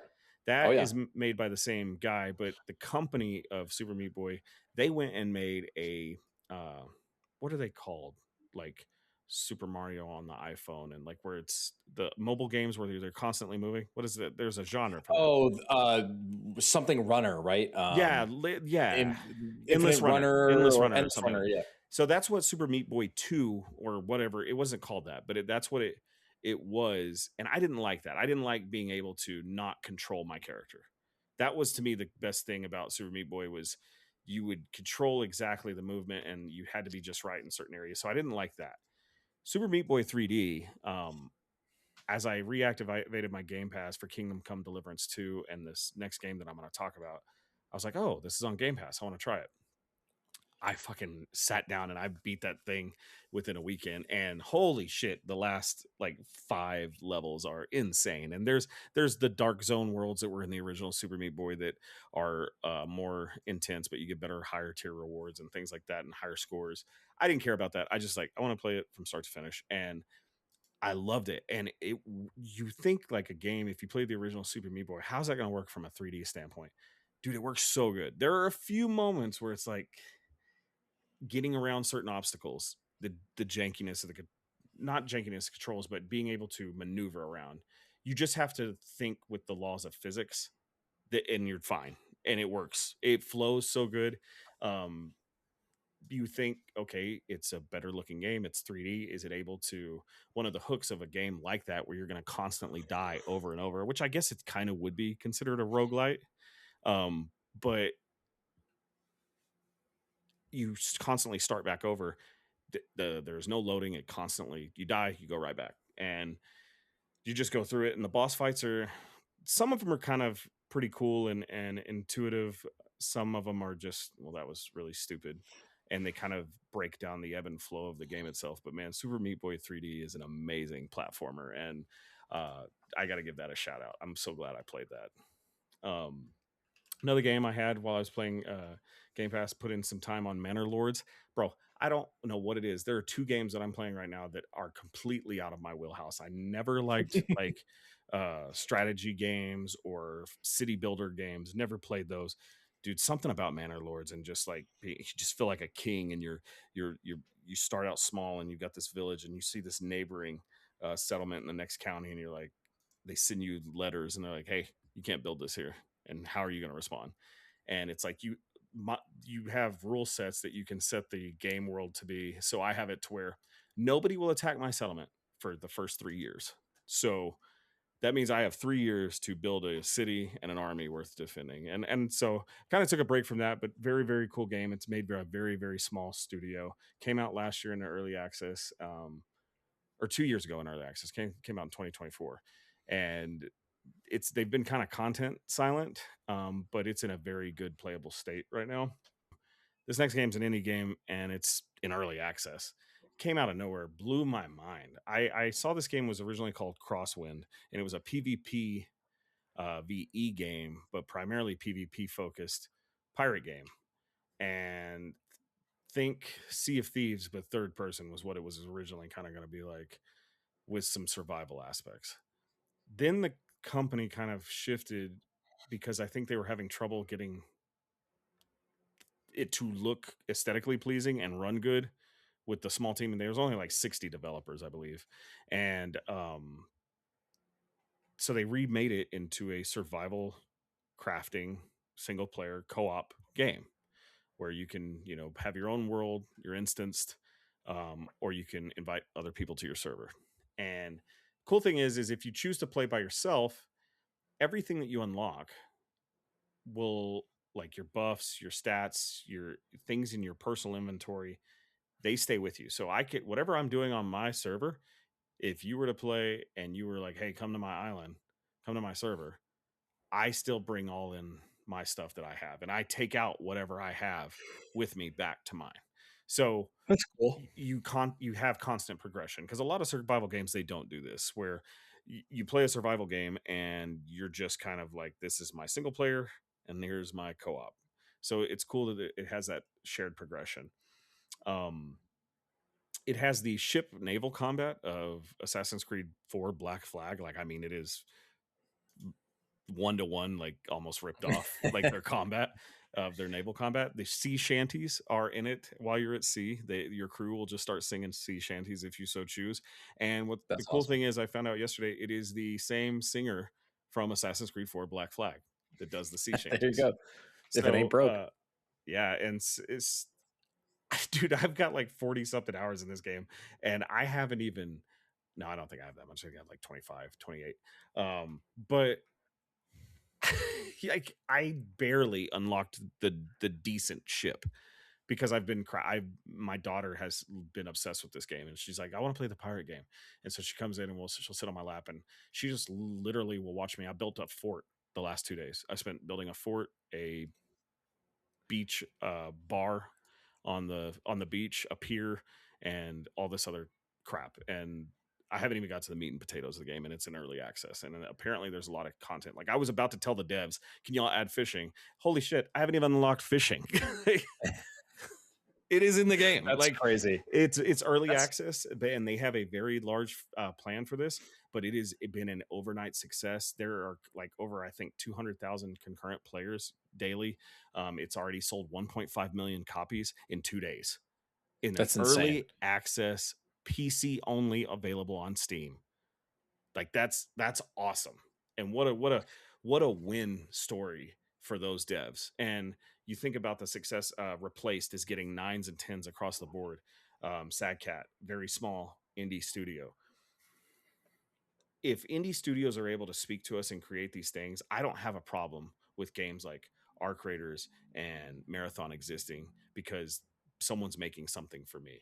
And I have those, like, that's where I'm at as a gamer now, is multiplayer games. I'm not going to go. That's why I left Marathon to go back to Arc Raiders, because it's just, they're palate cleansers for me at this point, because I want to experience the story of Replaced. I want to have these moments of my daughter sitting here like, oh man, we're playing a pirate game, and she's sitting there singing "Leave Her, Johnny, Leave Her," while that's so fun. I play.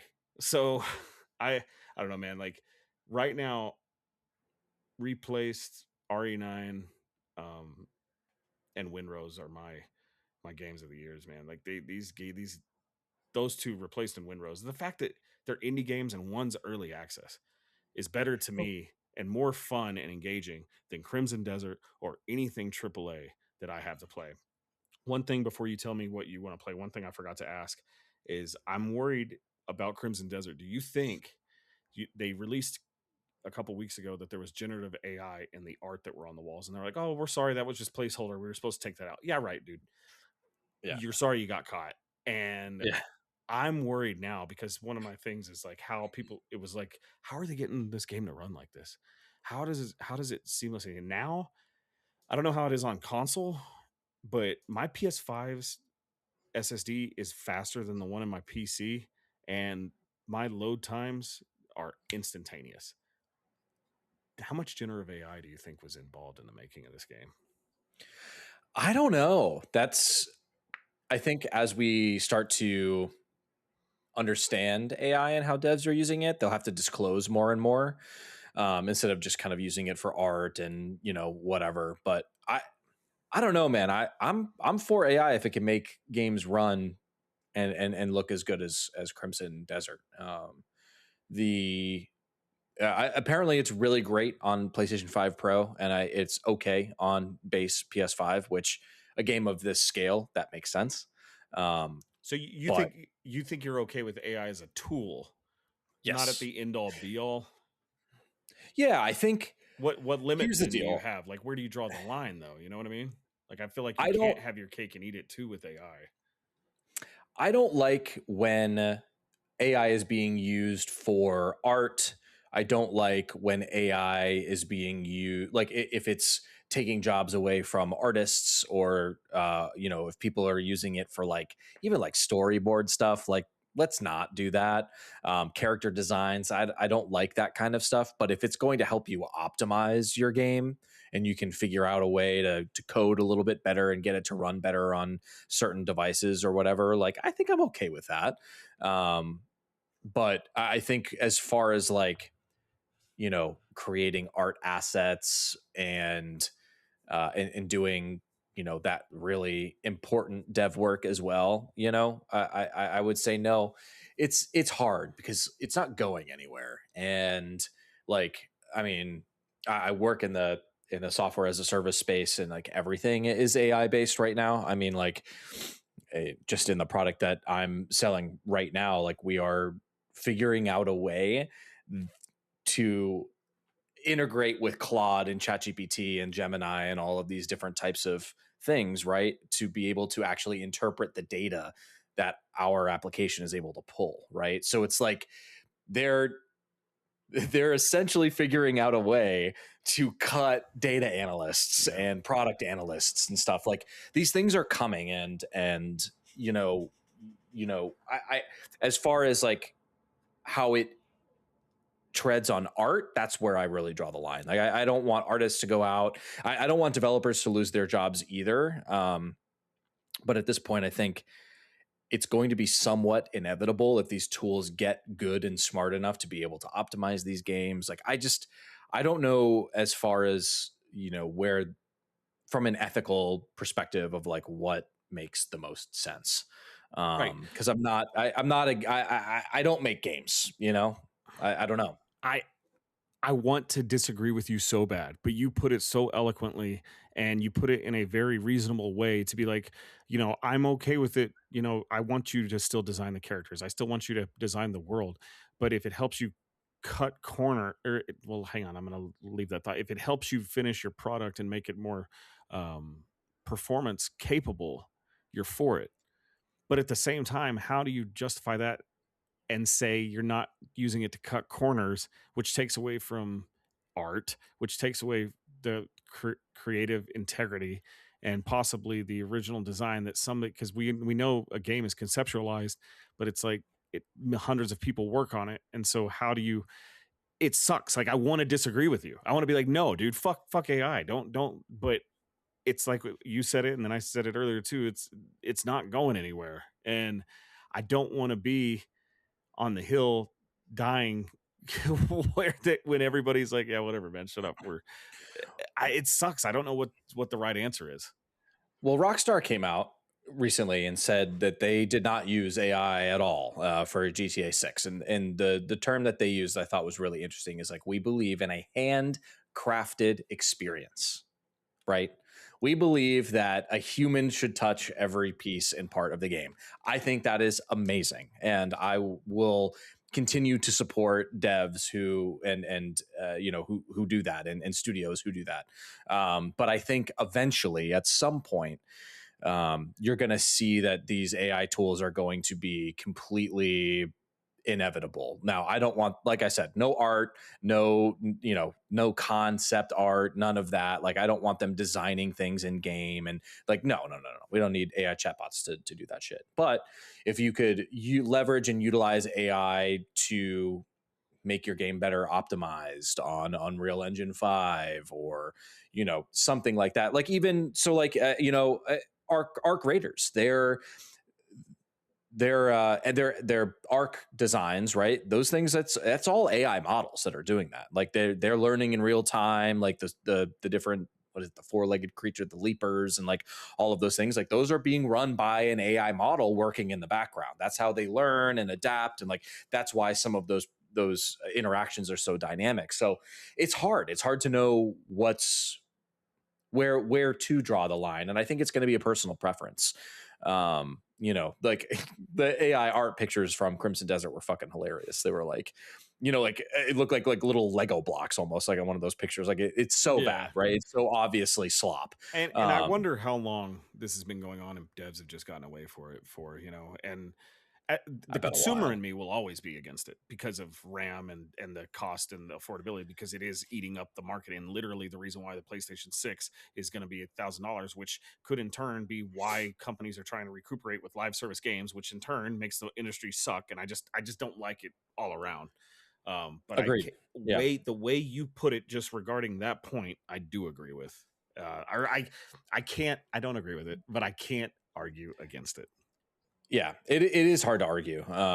And just because it's like, I think everyone has gotten to the point now where we understand that it's going to be this way, and it's, kind of, you're going to have to get used to it. Yeah. Well, Kevin, it blows. Tell me about that PSSR 2 and that PS5 Pro. All right. So I saw the news that the PlayStation 5 Pro was going to get a price hike up to $900.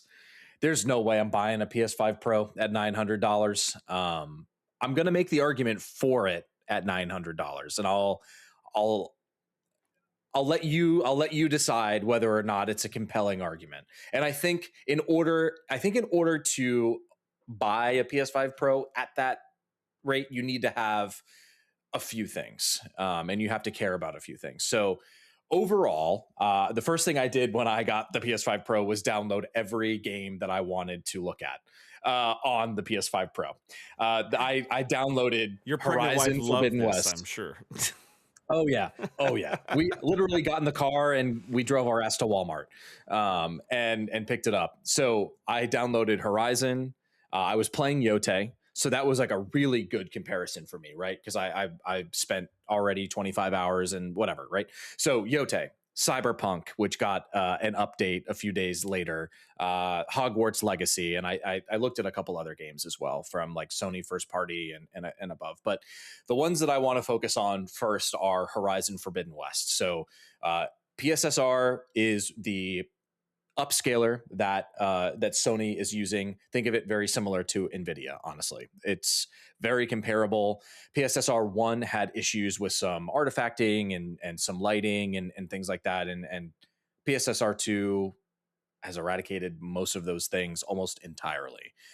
I can tell you that Horizon Forbidden West is absolutely amazing on PlayStation 5 Pro. I mean, this thing, not only does it run incredibly solid, but you get, with most of these kind of like performance modes or pro modes on PlayStation 5 Pro, you get a higher base resolution upscaled to 4K with ray tracing.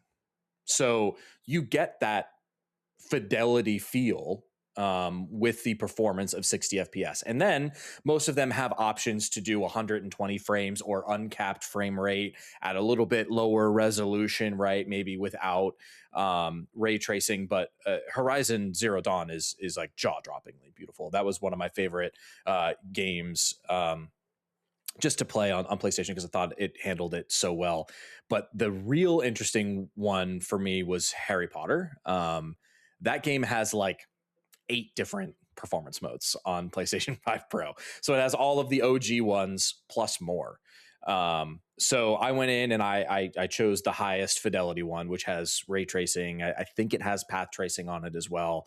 And I just wandered around Hogwarts Castle and outside. Now it's a locked 30 on this mode, but holy hell, man, if you walk into like the dining hall and you see the reflection from on the ground with it is absolutely stunning. Like, this game is beautiful.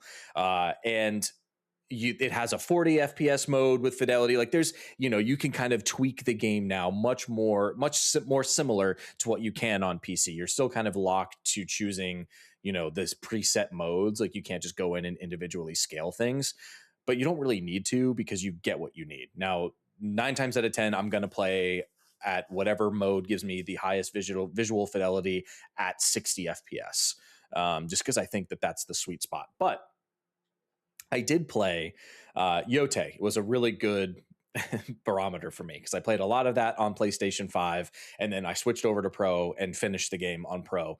Holy man, it is a big difference between the performance mode on both. Yote has a ray tracing performance mode, so it is a locked 60 at a very crisp, clean resolution with ray tracing. The game looks incredible. Cyberpunk looks awesome. If you really care about visual fidelity and it matters to you, the Pro does deliver. And I can say that confidently. Like, you will see a difference. The PSSR2 is great. I'm excited to try even more games on it. Because when I was playing on PlayStation and I was playing Yote specifically, it was 1080p, right? It was 1080p 60, and the game still was gorgeous, but it sings on the Pro. Like, it is really visually stunning on the Pro. You also get 2 terabytes of SSD. I haven't had 2 terabytes on my PlayStation in forever. So literally just being able to have that is great. And even if games don't have PSSR 2 capabilities, you can actually force the new upscaler through settings. So you're kind of getting that PSSR 2 polish on there as well. I was surprised that some of the older PlayStation titles like Horizon and Yote didn't have like just a native PSSR 2 update. I'm sure that will come in the days coming. The UI is snappy. It's good on PS5. It's still good on Pro. Now, here's where it gets really interesting. So I just went out and I bought a 5070 Ti. Right now, I only have a 1440p monitor here, but I mean, I get all the bells and whistles from NVIDIA, the AI upscaling, the whatever the hell. And I mean, I can tell you on my TV, these games look awesome, and that upscaled 4K is crisp. It is really, really crispy. Now, I bought my graphics card for $900, right? Like, so if you have a 120 hertz monitor or TV, and 60 FPS, you care a little bit more about fidelity than you do frame rate. Most of these games have a 40 FPS mode with everything turned on. So you get that. It feels better than 30. It's more responsive. There are a little bit more drops in those modes, like down to 30 and up to 40. It doesn't feel as rock solid on some of these games, but still looks great. I played 5 hours of Yote in that 40 FPS mode, and I adapted to it very quick. And especially when you stop motion and just look at the game. I mean, Yote is a beautiful, beautiful game. It doesn't feel alive in the same way. And I put, like, if you're not watching if you're just listening, I put the air quotes, right? It doesn't feel as alive maybe as Crimson Desert, because it doesn't have all those NPCs and kids running around. But Yote, the environments help tell the story a lot. It is beautiful from just one section to another, and the way that the open world opens up to you is also very fun. The story is just great. Like, it is a revenge plot.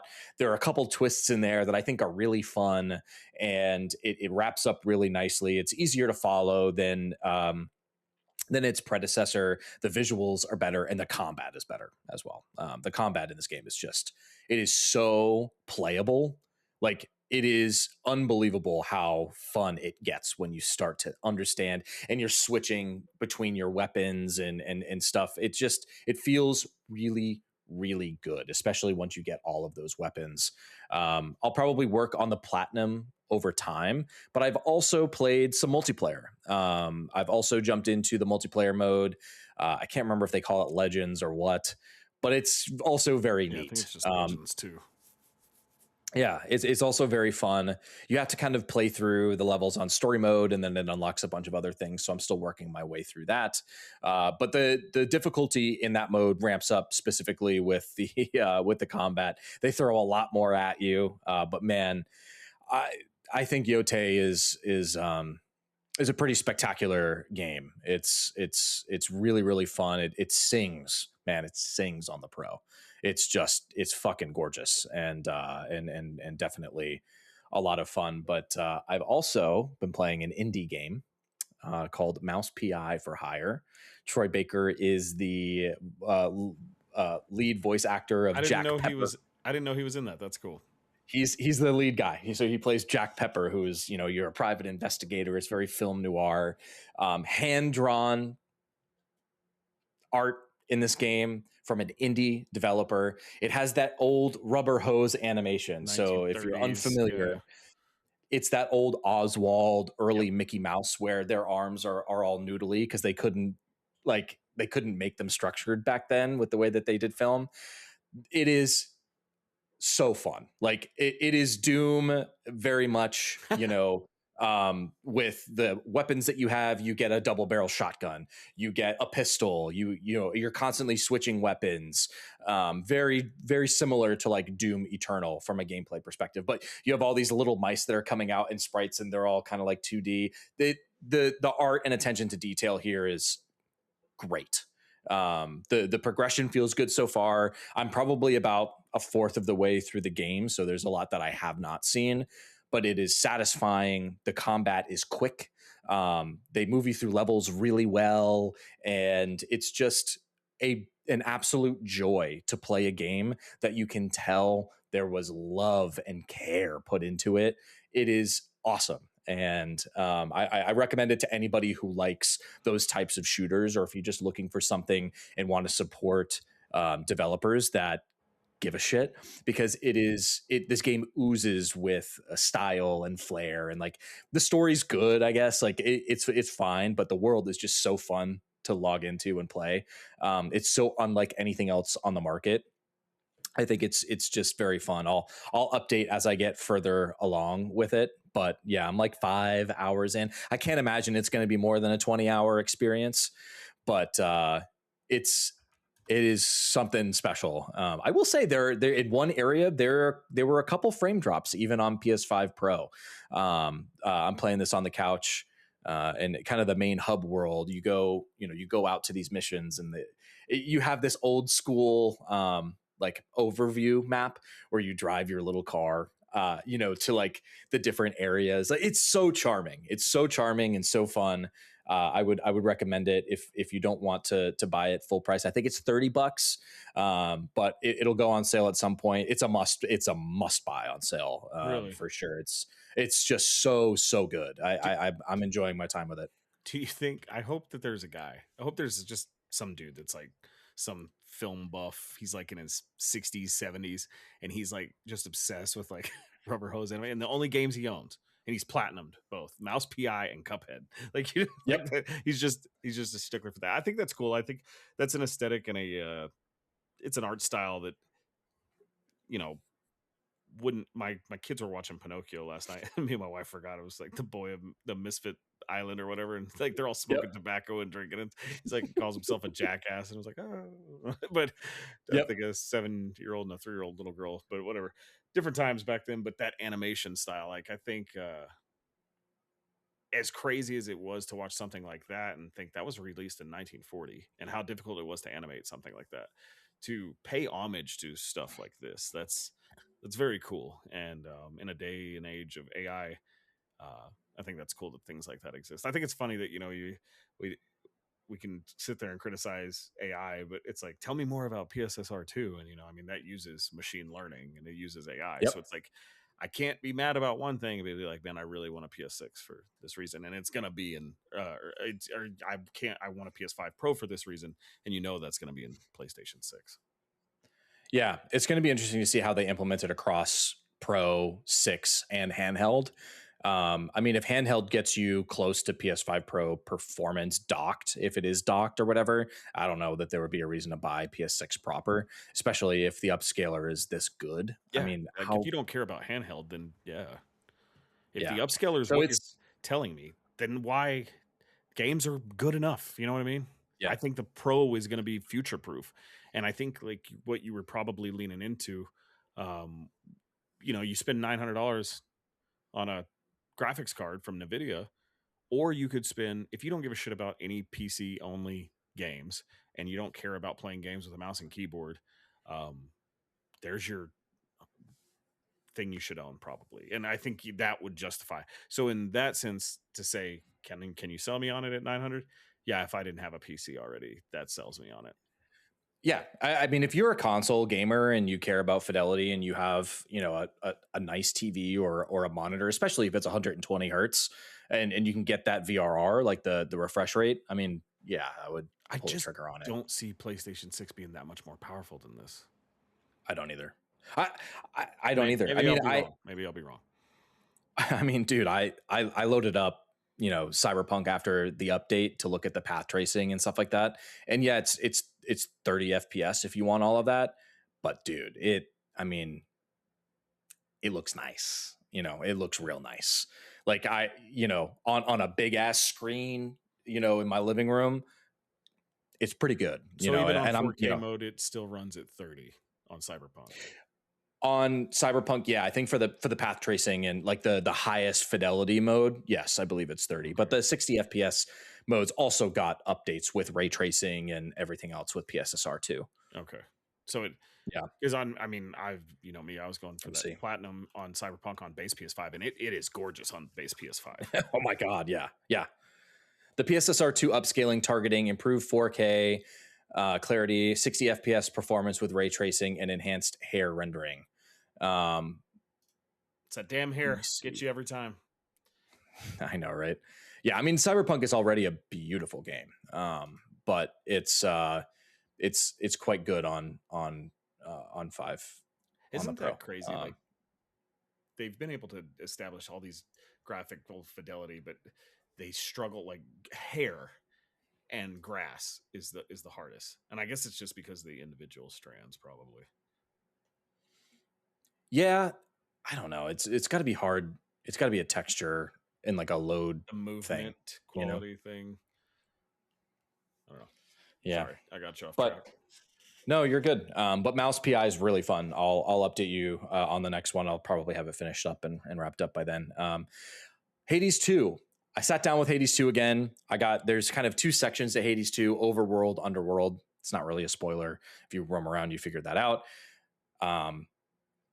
God, this game's fucking hard, man. Like I unlocked the overworld and I went through and I did a couple of runs and I got pretty far, but ultimately died.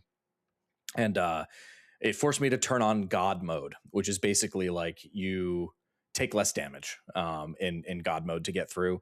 And I still haven't gotten through. So I need to like upgrade some of my weapons and, probably whatever. But I play this kind of before bed. It's still, I think, the best 45 minutes to kill in gaming right now. Like you got 45 minutes and you have less than an hour, pull up Hades 2 and do a run. Game's awesome. Runs like amazing on the Switch 2. It feels at home in your hand. Like I've tried to play it docked. And as soon as I do it, I'm like, oh my God, no. I want to play this handheld. It's great. Did you finish one? No, but I did start one a few days ago. So do you think this is fundamentally, because like I really liked what I played of Hades 2, but it was one of those games, because goddamn me, I can't finish a fucking video game to save my life because I love everything. But so it was one of those things that I didn't go back to. Would you say it's fundamentally better than Hades 1, or is Hades 1 kind of like, should I definitely give Hades 1 a go before this, or go straight to Hades 2? I haven't played enough of Hades 1 to give an opinion, but I have a friend who's playing Hades 2 now and loved Hades 1.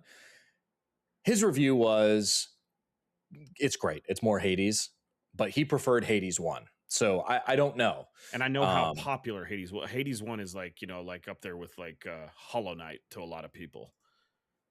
Yeah. I what I can say so far is that I really like Hades 2. I saw Hades 1 was on sale for like $3 or $4 the other day on PlayStation. So I bought it and I booted it up just to see like what the first kind of level or so was. It's very similar, a little heavier maybe than Hades 2.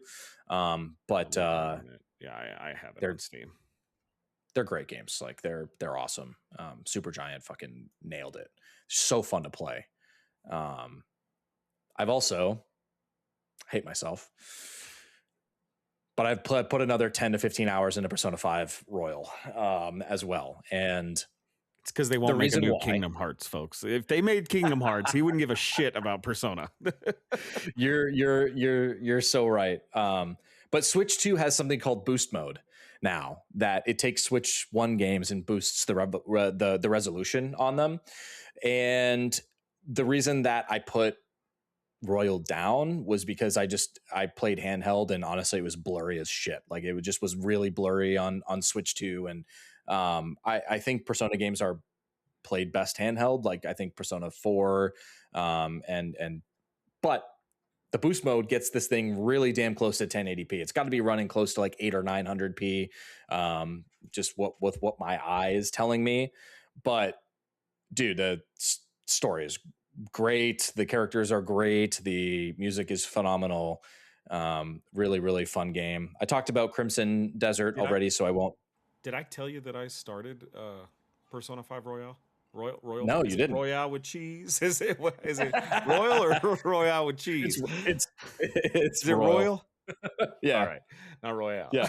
Royale. You started it? Cheese. How far did you get? So I can't remember what else I was playing. I think it was like around the time that Arc Raiders came out, and I started it, and I had something else I was playing. It was when Metal Gear Solid Delta, and so I started it, and I was playing that and Delta and Arc Raiders, and I was like, oh shit, this is a game that needs to be my only game that I'm playing. It was so. Yeah. So I got to go find Steve at the coffee store and stop. So not far into it at all. But man, I can see why. Like it's so funny. Like things that I turned away from my whole life, like anime. Finished watching Full Metal Alchemist Brotherhood last year, and best anime I've ever. One of the best dramas I've ever seen in any medium whatsoever. And picking up things that I would have never tried, like playing my first Atlas game, Metaphor Refantazio, and I love that game. Love that game. Yeah. I can see why people like Atlas and the things that they do. So it's very. If you're listening to this and you're like, I want something more like somewhat similar combat wise to Clair Obscur Expedition 33 or another JRPG, play Metaphor Refantazio for us, an experience that's singular, or that's the closest probably to Clair Obscur's Metaphor, but Persona 5 seems like it's a great game. Dude, I've played a lot of Persona 4, right? So I'm very familiar with kind of the combat systems, and Persona 5 Royal does a lot more with it. You get into like a flow state when you're in some of these dungeons, right? It's like you start to learn the enemy weaknesses and you can exploit that. And the baton pass ability, which I think they have in Metaphor too, where it's like if you hit a weak spot, you can actually pass it to another party member who then, and it's like you get into this flow state, where it's like you pass this person weak, and then boom, you can do these all out attacks and you can do these different the whole enemy party. Yeah. And it feels great. Yep. And I've hit a stride where I'm starting to understand the systems a bit more, because there's a shit ton that going on in this game. Like there's a lot of systems. Yeah. It's probably the ADHD in me and my anxiety. I don't like the time system, but I think that's very cool. Like you're being held to a schedule, and I like that. Well, here's the other thing that I'll say. So I used a guide for the first 25 hours of Royal, and I was not having fun, and I have put the guide down, completely. And I'm just going to do the shit that I want to do. I'm going to hang out with the people I want to hang out with. I'm going to, work the job or read the book or do whatever to get my stats up. And I'm not going to worry about seeing everything. I'm not going to see everything. I'm just going to enjoy the game. And let me tell you, it's so much better that way. And that's how it's supposed to be played, right? Because that's how life is you don't get to experience everything at once. And that's why the game encourages multiple playthroughs, is because this is who was with me instead of this. Yes. And literally every loading screen, there's a thing at the bottom right that says, take your time. Yeah. Take your time, right? There's plenty of time in the game. I'm 42 hours in, and I'm probably a third of the way in, right? There's a lot of game left. I'll be fine. How many playthroughs of this game have you had? I started it. I started Persona 5, and I got 45 hours into Persona 5, and then I started Royal. So I've probably put in close to 80 hours total into the game. Oh, okay. I thought you played this multiple times. No, I've never finished it all the way through. I know it's long. I know it's long. It's really long. I'm going to stick with it this time. So I'll be playing it in the background, and you'll hear 50 hours some updates to roll credits or some shit, right? Yeah. So I'm going to play it quicker just because I know that towards the end of the game, similar to what I'm doing with Persona 4 Golden, it's I'm just kind of I'm doing the things now. I have my social links that I want ranked up to max, and I can kind of get through it. But yeah, last thing I'm going to talk about here is Overwatch. I'm going to keep it somewhat brief. The game is in an amazing state. I want you to get me to return to Overwatch. That's your goal with this. Okay. Overwatch is a game that you can take in multiple different ways. There are some people who find one specific role. If you're unfamiliar with Overwatch, there are 3 main roles. You have tank, you have DPS, and you have support. Over the years, those 3 specific archetypes have changed drastically. And not only have they changed over time, but they also change depending on what format you're playing the game. There are 2 formats right now. Well, there's 3 formats. I'm going to leave Stadium out because I don't really enjoy Stadium. But there are 2 main formats to the core of Overwatch. There is 5v5 and there is 6v6. Now, 6v6 is OG Overwatch format. When it first launched, there were 6 players on each side. Overwatch 2 launched, and they went away from 6v6 and they went to 5v5. Not only did they roll over to 5v5, they also role locked it. So you had to choose which role you were going to play before you jumped in. Now, I have issues with 5v5. But the core game of Overwatch is still there. The moment-to-moment gameplay, the way the heroes feel to play. You're not going to find a better feeling revolver than Cassidy, used to be McCree, than his 6-shooter. The thing feels incredible to shoot. And you ping that headshot, and there's just so much that you can do from you can play Overwatch very casually, or you can play very competitively and get into it and start to understand the role. And depending on what hero you play, right, there are other heroes on the other side that you might want to switch up your hero because they kind of hard counter you, or there are different comps to the game where you can play dive comp, which is kind of in your face. You can play poke, which is more, snipers and different types of players like that, right? And you kind of want a good mix on your team.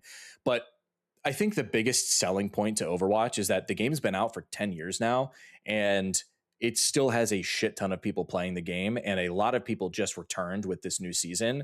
Overwatch is back, and it's back not just gameplay wise. They're doing story, like we talked earlier about Blizzard's, their video team and what they're able to do with their cinematics, right? Overwatch cinematics are back.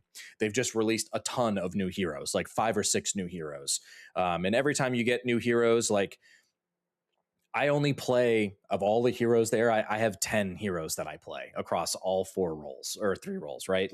You don't have to go in and learn all of these different heroes. You just have to learn how your favorite ones play against others, and kind of adjust your gameplay there. Now, I've been playing both on that. Actually, Nintendo Switch 2 just got a 60 FPS patch, which is pretty great, but I don't really play on Switch 2. I'm playing on PlayStation. I'm playing on PC. I kind of bounce back and forth. I learned Overwatch on controller, so I'm kind of learning it again on mouse and keyboard. My main issue with the game right now is the format. More people play 5v5 than 6v6 because that's what the competitive, like the Overwatch League, that's 5v5 now. It's not 6v6. And if you play Overwatch seriously, right, you that's the default composition is 5v5. However, the game is best in 6v6, and there are so many fucking reasons why. In 5v5, your tank is essentially a god. They are incredibly difficult to kill.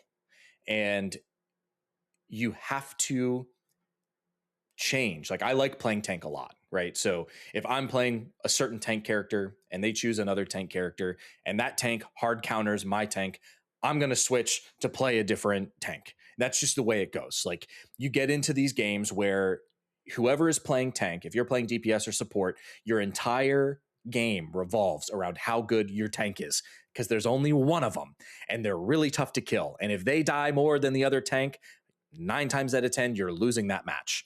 But in 6v6, it gives you more composition options. You can only have a max of 2 tanks, but you can finally play what's called an off tank. So you can play, your main frontline tank, and then you can play like a Roadhog and snatch people in and kill them. And like, the game is so much more dynamic and chaotic. Because Overwatch back in the day, like, there's already a lot going on in Overwatch, but like, if you compare it to Marvel Rivals, like, you watch it and you don't know what you're doing, and it's like, this person's they're doing an ultimate, and this person's countering, and this person's doing this, and this team's doing that. And Marvel Rivals kind of sucks because your ultimate abilities basically win or lose fights. Overwatch is not that. It's a lot more. You got to think a lot more. In 5v5, it felt that way. I think that's why I think I did. I played a shit ton of Overwatch 1. Yep. Technically, but I think that's why. I think I like the chaos more of the 6v6, so that just being back alone seems fun. I wish that they would make it the default. I wish they just got the fucking balls to do it and make 6v6 the main mode and tell everybody to go kick rocks that like 5v5, because it legitimately is a more fun mode. There's more going on. There's more to shoot.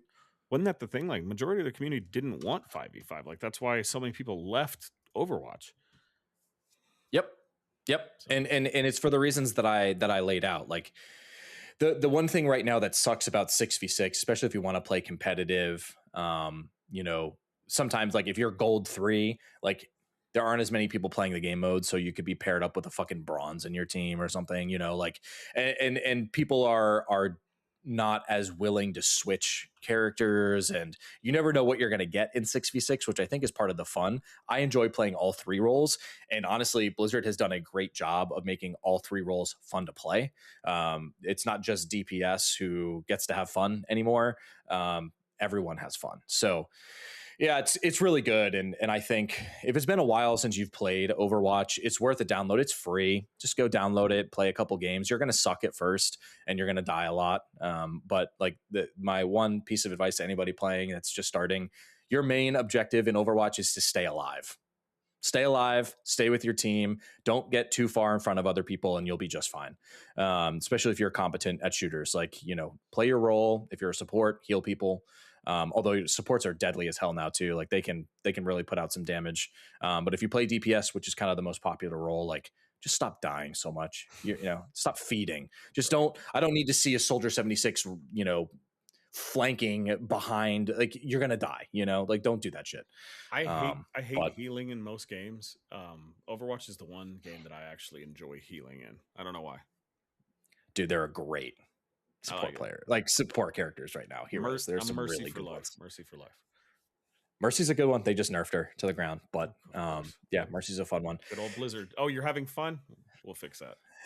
That's exactly Blizzard. But that's it. I mean, dude, this has been a banger of an episode. We'll wrap up here. We're almost going 3 hours strong here. I'm sure we'll edit some in and out, or Joseph will. But I'm glad this was a really fun episode. I'm going to plug our socials again here. Trevor wrote in at remotegamingpodcast@gmail.com. You can do the same thing as Trevor. Be like Trevor, everybody. Be more like that guy. Check us out on Twitter. Yeah. Check us out on Twitter. Check us out on Remote Gaming Podcast. I'll be streaming there probably again here sometime this week. My voice is tired. Joseph, do you have anything else to say? I'm gonna go eat some dinner and probably get back to the high seas of Windrose. Hopefully next week I'll have some more cohesive thoughts about Replaced and Windrose. I felt like everything kind of fell together with us trying to line up a podcast, so I kind of didn't get to prepare as much. But yeah, hopefully have some more interesting thoughts next week. I'm just or next month, who knows? Whenever we record next, hopefully next week. But if it's next month, then so be it. Everybody, we appreciate you listening. Thank you very much. We love talking games. We love playing games. So this is this is always it's always a blast. We'll see you next.